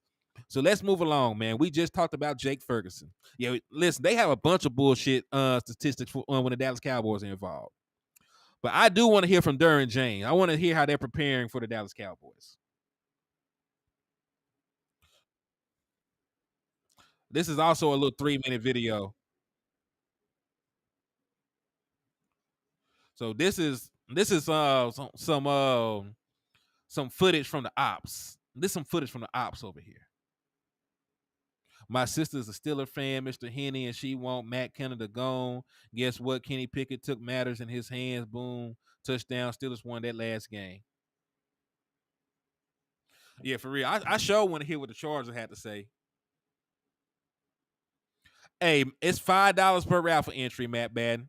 If you want to enter the raffle, it's $5 per raffle entry. Yes, sir. All right. So this is Derwin James. He's one of the biggest ops. He's a great player, man. I have nothing bad to say about Derwin James. He is a great player. Great player. Seems to be a very upstanding dude too, man. He's a good dude. First time talking to you since the team traded away JC. Just your reaction to that move by the team. Obviously, a guy that you really wanted to come here and play, and you guys sort of met there at the Pro Bowl. Things just ain't work out how we needed to work out, for both sides. And like I said, I felt like it was best for both sides. And like I said, we wanted to work, but it just didn't happen. That's what happens in the NFL. As far as moving forward, you guys are now going to be pretty settled in terms of the group of five, barring injury, obviously, and your nickel packages. Just having the same guys in there, that continuity, what does that allow you guys to do defensively, and how much improvement do you sort of expect now that you guys are sort of settled there in that secondary group? It just builds rhythm. As a player, I feel like the more you're in there with the same guys, it's just going to build that rhythm and that trust that we're going to need. And like I say, the sky's the limit for us. We come together and play the way we need to play. How you doing? Looking ahead to the matchup coming up, when you see Dallas give up 3 interceptions, 3 sacks, give up all the points, what vulnerabilities have you seen just watching some of the tape? We got to come out and play. You can't look at the vulnerabilities. I'm pretty sure they're going to be pissed off about how they played, So we just got to come out and play. We know we're going to get their best, and they're going to get our best too. You do have a say in this, but when you're going into a game, would you rather the team you're about to play didn't have happened or what happened in their last game? In terms of waking them up, and like you said, they're probably going to be more. I feel like overall, man, when you get embarrassed, and like I say, as a human being, anybody that gets embarrassed, you're going to always respond, and there's always going to be that urgency to respond, and we know that, so we'll be ready. So would you rather have the team? It don't matter to me. It don't matter. It don't matter. How beneficial? Most players, I think, don't like the early bye week, but how beneficial was it for you guys, especially with the injuries on defense? It's very beneficial. Definitely beneficial for me. I feel like I healed up pretty good over the bye for sure, and it helped get some of my guys back out here on the team that we're going to need to carry us for the rest of the season. So it's going to be fun. You are a full participant? Yeah, so for sure. You're good to Yeah, I'm good to go. Yeah, for sure. Were you close to being able to play? Last week, I feel like if it was for the game on the line, I could have played for sure. But like I said, I feel even better this week, and we don't play the Monday, so I know I'm feel even better come Monday night. So. How different is this Dallas offense maybe compared to the one you guys faced a couple years ago? It's a lot different. They had Zeke and Pollard kind of combination, so it's a lot different with the younger backs they have, and Pollard and Dak and Gallup, some of the guys. So we just got to be ready for them. They spread the ball around. They're kind of balanced, so just be ready. More of a short passing game now, maybe? Yeah, for sure. And that was a live look at the op. He actually didn't say anything. He actually ain't say nothing crazy. You know what I'm saying? He actually ain't say nothing out the way. So he ain't giving no bulletin board material.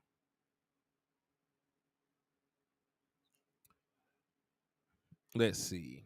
He's right. He's not lying. FSU breed dogs. Yeah, he's a damn good player, man. He is a damn good player. A very good media trainer, Trey Fargo. No bulletin board material. No bulletin board material. And listen, yeah, you is not lying. You ain't lying, because they try to egg him on into saying something out the way. Yeah, they all want him to say something bad, but like I say, but yeah, so that was just him speaking. So let's see. I'm trying to see if there's any more of our guys that has some things to say. We ain't looked at Tony Pollard yet, so I think we'll play Tony Pollard next.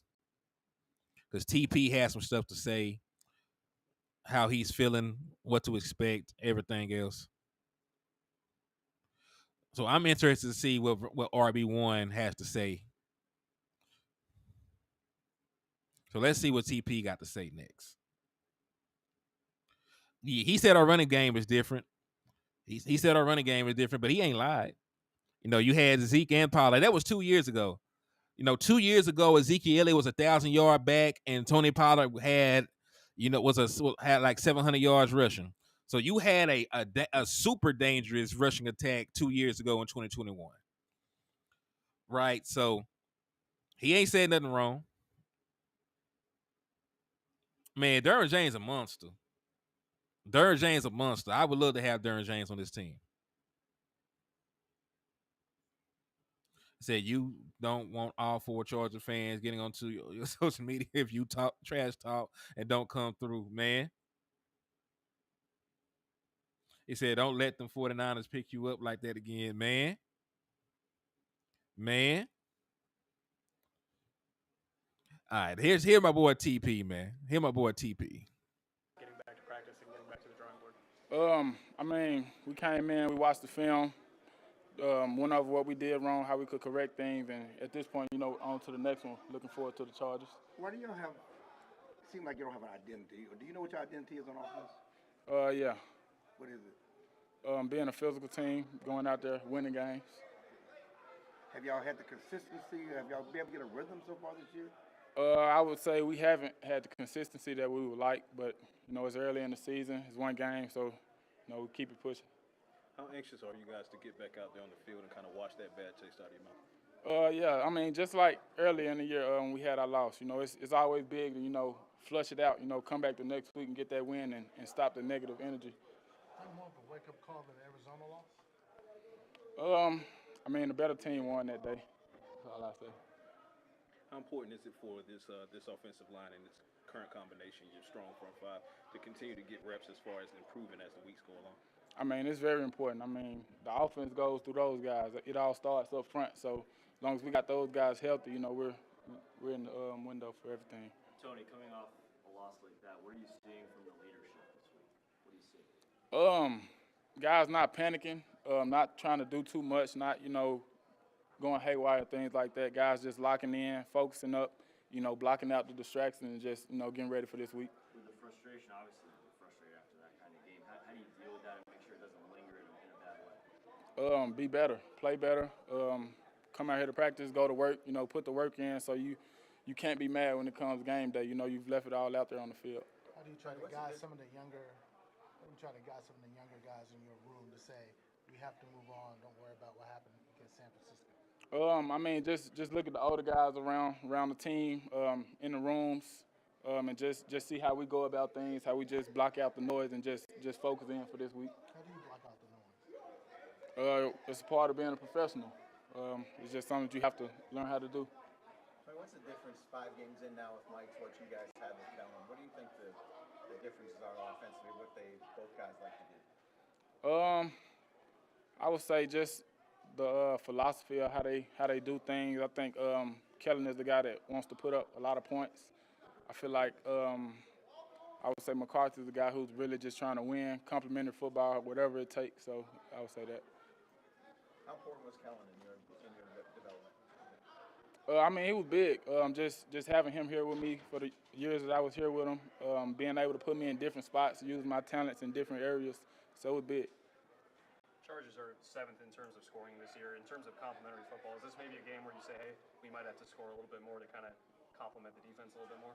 Yeah, definitely. I mean, offense, we've known, from the start of the season that, we have to pick it up. We got to get in the end zone more. We got to find touchdowns instead of 3. So we know we have a chip on our shoulder this week. Tony, can you talk about just success that you've had at SoFi? 2 years ago, you beat them. You had over 100 yards. Last year against the Rams, you had the big touchdown run. What's it been like having success in that building? I mean, it's a great place to play. It gets really loud in there. Cowboy fans do a great job showing up for us, every time we play. But, I think it's just a big shout out to the fans. You know how they make us feel at home. You know, no matter where we play at.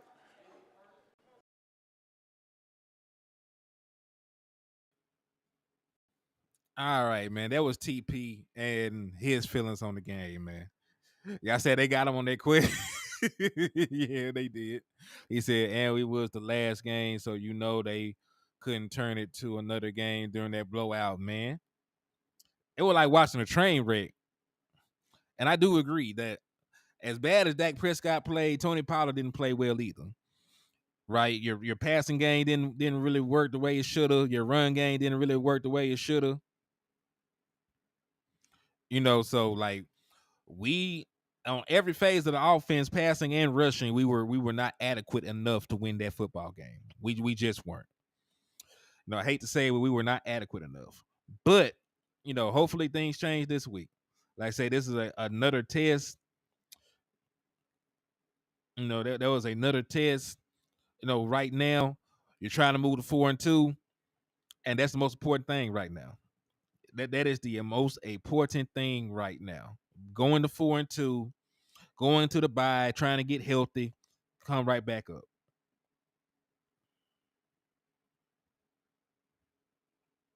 They said, "Yeah, I didn't realize that Zach Moore got his ass whooped like that, man. Until I went and looked at his grades, like, damn, I didn't know that cuz had gave up a sack and got whooped up on like that, man. Yeah, Terrence Steele shit was like an 8. Like Terrence Steele graded out as an 8, dog. Yeah, that was horrible. It was horrible. But yeah, there's not really much you can hang your hat on from what the offense is.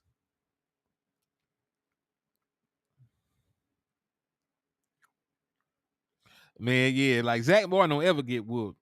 If he went out sad and you know it was a rough night. I say somebody put some hoodoo on my team before the game. Ain't no way. Ain't no way.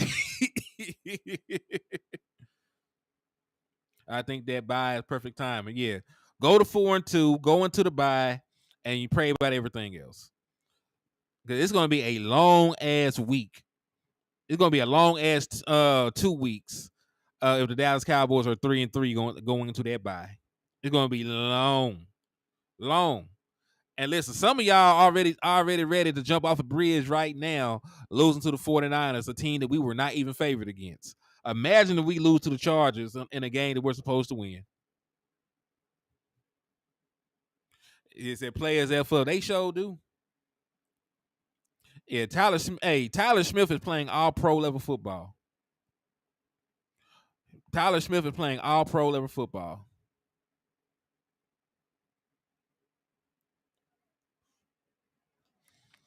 Yeah, speaking of our injury report, your boy Peyton Hendershot has gone to IR. So Peyton Hendershot is done for at least 4 weeks. He has not progressed at all through that ankle injury that he suffered. So Peyton Hendershot, and he really has not performed anyway this season, but Peyton Hendershot will be gone for at least 4 weeks.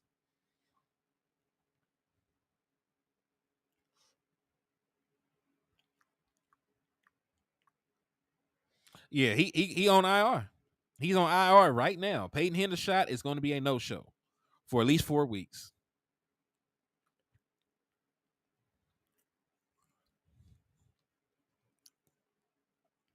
All right, so let's see. So they got the Damone Clark next, and I think this is the last one we're going to watch.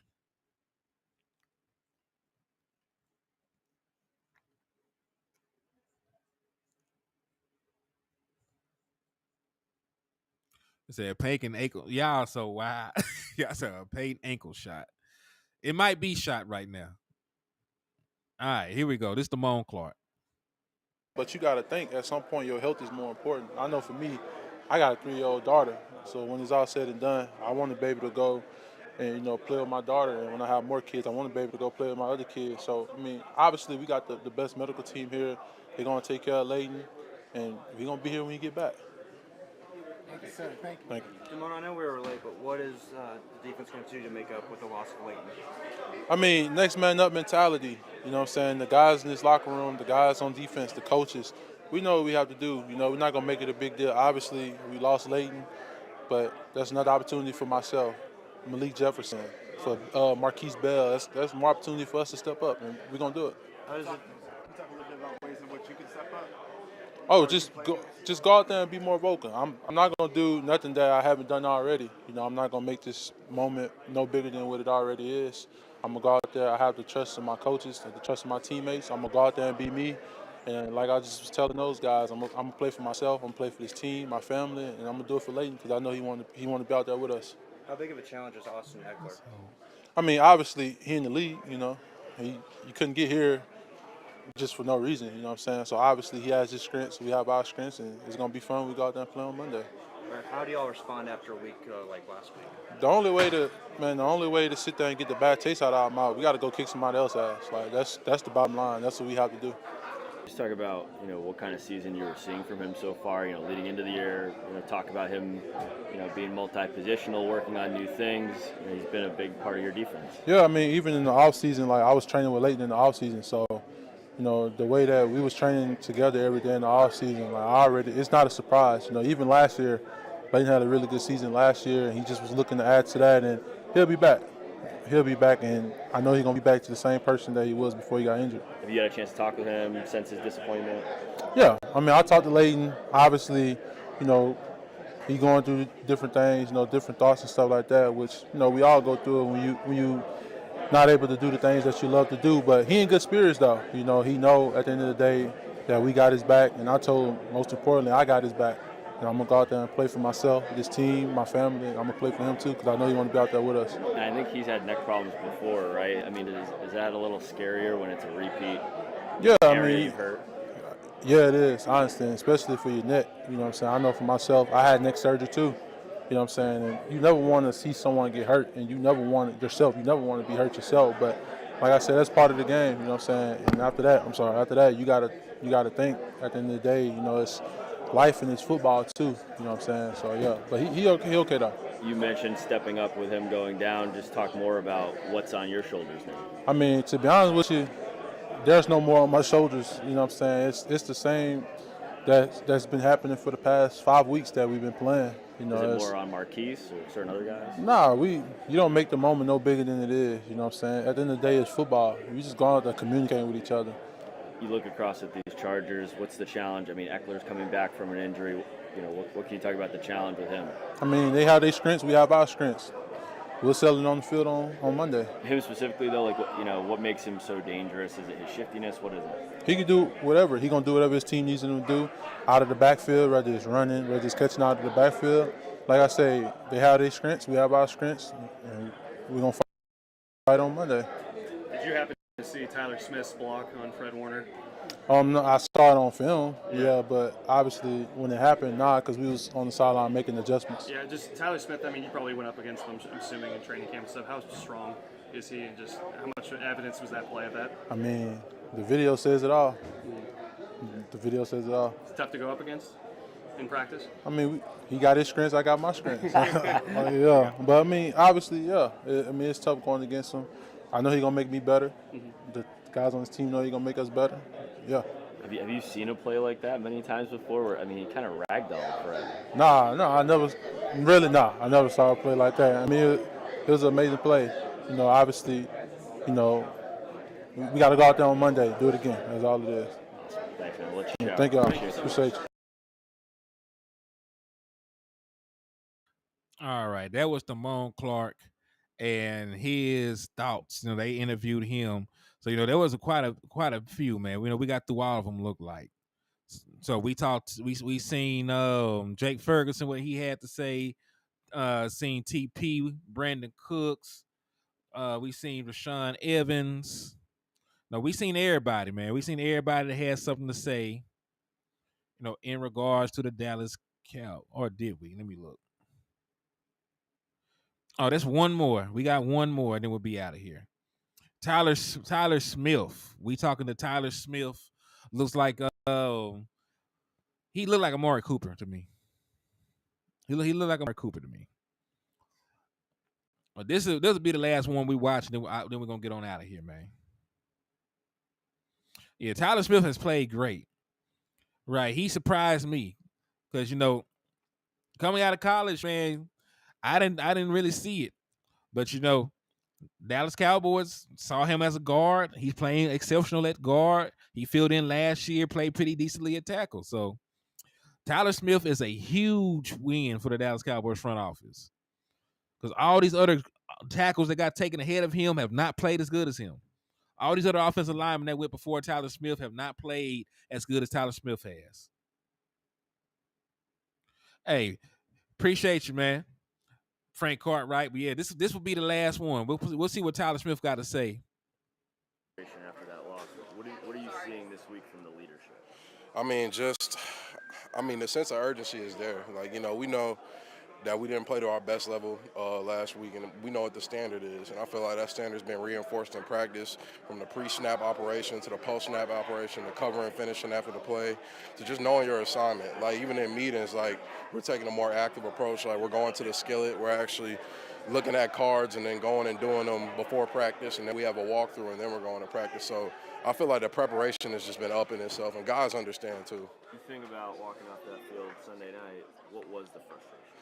The frustration was, we didn't go out there and play our best ball. We knew that was it was a regular season game, but we know that it meant a little bit more than a regular game. And so going out there and, just losing that the way we did, it was just disappointing because we know what type of football team we are. We know how talented we are. We know how good we can be. It's just about showing up and being consistent with that. Is it flush now? I definitely say I don't think we should forget something like that. You definitely got to flush it and move on. But just definitely keep that feeling with you. Just understand that, if you don't operate, at the standard that that you can, you can lose and you can lose bad. So I think it's all about, moving on to the next week, but just, kind of carrying that sense of urgency with you. And life moves fast in this league, right? Exactly. The Chargers, they're 2-2, but they lost 2 games by 5 total points, one of them in overtime. What's the challenge? They're a solid squad. It's going to be the same challenge you see every week. You're going to go against a talented squad. You're going to have good players, and you're going to have to isolate them. You're going to have to cut some guys out, shut some guys down. But it's all about us at the end of the day. I feel like as long as we do what we know we can do, we'll have the result that we want. What's the challenge that Khalil Mack provides? He's a great defensive end. Obviously, we're going to game plan it up, and we'll have a plan for that. But, he's a great player. Tyler, can you take us through that block you had on Fred Warner? One play, but it was like a little toss scheme. I got up to the second level. Obviously, I knew I had to cut off the angle, and he stuck out his arm, and so he kind of gave me a bridge, and so I just played the way that I play. I took full advantage, full finish, and just kind of it was a really good block. But that's something I should be doing. How does it feel to kind of ragdoll somebody in the NFL? It's a great feeling for sure. That's part of the way. One of the reasons I love offensive line. It's the same thing I was doing in college, just kind of playing the way I know I can play and just having fun with it. One of the things coaches have talked about is how quickly you earned respect amongst the other offensive linemen. It's not given, it's earned. What was your mentality coming in last year in terms of trying to earn that respect? Ultimately to contribute. Coming out of college, I was a tackle. Coming here, I knew they wanted me to play more guard from the onset. And so my biggest thing was just getting up to speed with the game plan, learning from the guys in the room and just being able to contribute from that first year. I just wanted to, do my part. And I felt like that was the most important thing. You kind of take that mentality into this year? Oh, definitely. You keep getting better, always stacking. I'm always trying to stack, always trying to get better. So, you never stop learning. You can never stop getting better. And if you think you can't get better, you might not be here long. So just keep stacking. Tyler, is there a big difference between Bosa and yeah, they're like two different players. In a literal sense, they're two different players. Obviously, very talented pass rushers, extremely athletic, but they are two different players, and you have to study them and learn their tendencies as such. So, yeah. Is it just difference in one you got to be more aggressive, one you got to hold back, or how do you prepare for that? You really got to watch the tape because Khalil likes to rush high. Typically, he likes to rush high, counter at the level of the quarterback, long arm, chop rip. Those are his moves. Bosa, he also has his certain moves. He can do it all. He can spin. He can do an inside move, certain things, but it's all about breaking down the film and learning each specific player's tendencies. You can't really necessarily lump them together because they are two different players. They have two different play styles. So. With the bye week coming up, does this take on even more relevance to one practice before then? If we had a team to play next week, I think this game would still be just as relevant as it is. It's all it's about for us right now is just stacking and getting back in the win column. So, we got to take each week as if it's our Super Bowl and go from there. I know you guys play complementary football on offense, but Chargers score about 28 points a game, 7th highest rate scoring team in the league. Long question short. Do you guys kind of feel like, hey, to complement the defense this week, we got definitely got to score a little bit more? I mean, that's always been our focus from early on in the year. You know, there have been games where we got in the red zone and we haven't scored, and we're an offense that can score. So just getting in that end zone and getting those points, like you said, and playing complementary football is what we've been trying to get to. So that's something we're going to continue to get better at. Obviously, it's something we're very urgent about in practice, but yeah, it's really important. Thanks, Alex. No problem at all. I mean, it's really good. Like, Zach is such a smart player, best in the business. Like, a guy that has more all-pro votes than holding calls. Like, everybody knows a crazy statistic. But he teaches me a lot, and he continues to teach me. You know, even though, I may do some things well, he's still, he's still that leader. He's still that, that mentor in terms of just being like, hey, if you want to be a little more efficient here, shorten this step and go here. And it just makes me better as a player, and it makes our room better. So, yeah, it's super cool. Have you found yourself leaning on some of his advice more this year since you're locked into guard mode as opposed to switching back and forth between the inside and outside? Oh, definitely so. Like, I study Zach's tape all the time, even now, like from his kicks to the way he punches, the way he resets his hands, like all those little things. Because I know he's doing that at a high level. And, his consistency is a rare consistency, but the things that he does always has a purpose. And I do implement some of those things to my own game. Obviously, me and Zach are different players, but a lot of the things that he does really well, I do implement into my game because it's universal. It's fundamental. So. All right, that was the last one, man. That was the boy Tyler Smith. And listen, they refocus. They're working harder. Once you go through, the kind of loss that you go through, behind closed doors, man, there were folks got cussed out. Folks is beefing. They need this win to save face. So they're going hard at it in practice now. Right? They're going hard at it. They're putting a lot of pressure on themselves to win this game, as they should. We need it. We need it. So listen, he said, did we learn anything from the loss? We'll find out Monday night. That's the beautiful thing about the NFL. The beautiful thing about the NFL is we will see if they learn from their mistakes, if they're going to put their best foot forward after what happened.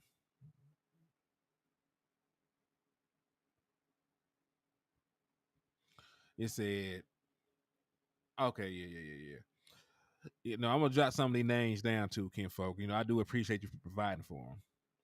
But yeah, man, we finna get on out of here, man. We've been on here for damn near 3 hours, 2 hours and 22 minutes.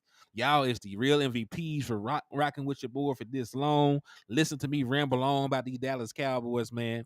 So I do appreciate y'all for taking time out of your day to rock with your boy. On the way out of the liquor store, man, make sure y'all hit that like button, hit that share button, continue to slap the dog shit out of these Chargers fans. So they is the ops for this week. So if you slap up a Chargers fan, I'll give you a discount over here in the liquor store. And please continue to hit that Cash App and that super chat on the way out, man. We're trying to raffle off these 3 different prizes. We got the jersey, the copy of Madden, and the bobblehead still in play. So hit the Cash App or the super chat, $5 per raffle entry, man. We ain't gonna stop until November.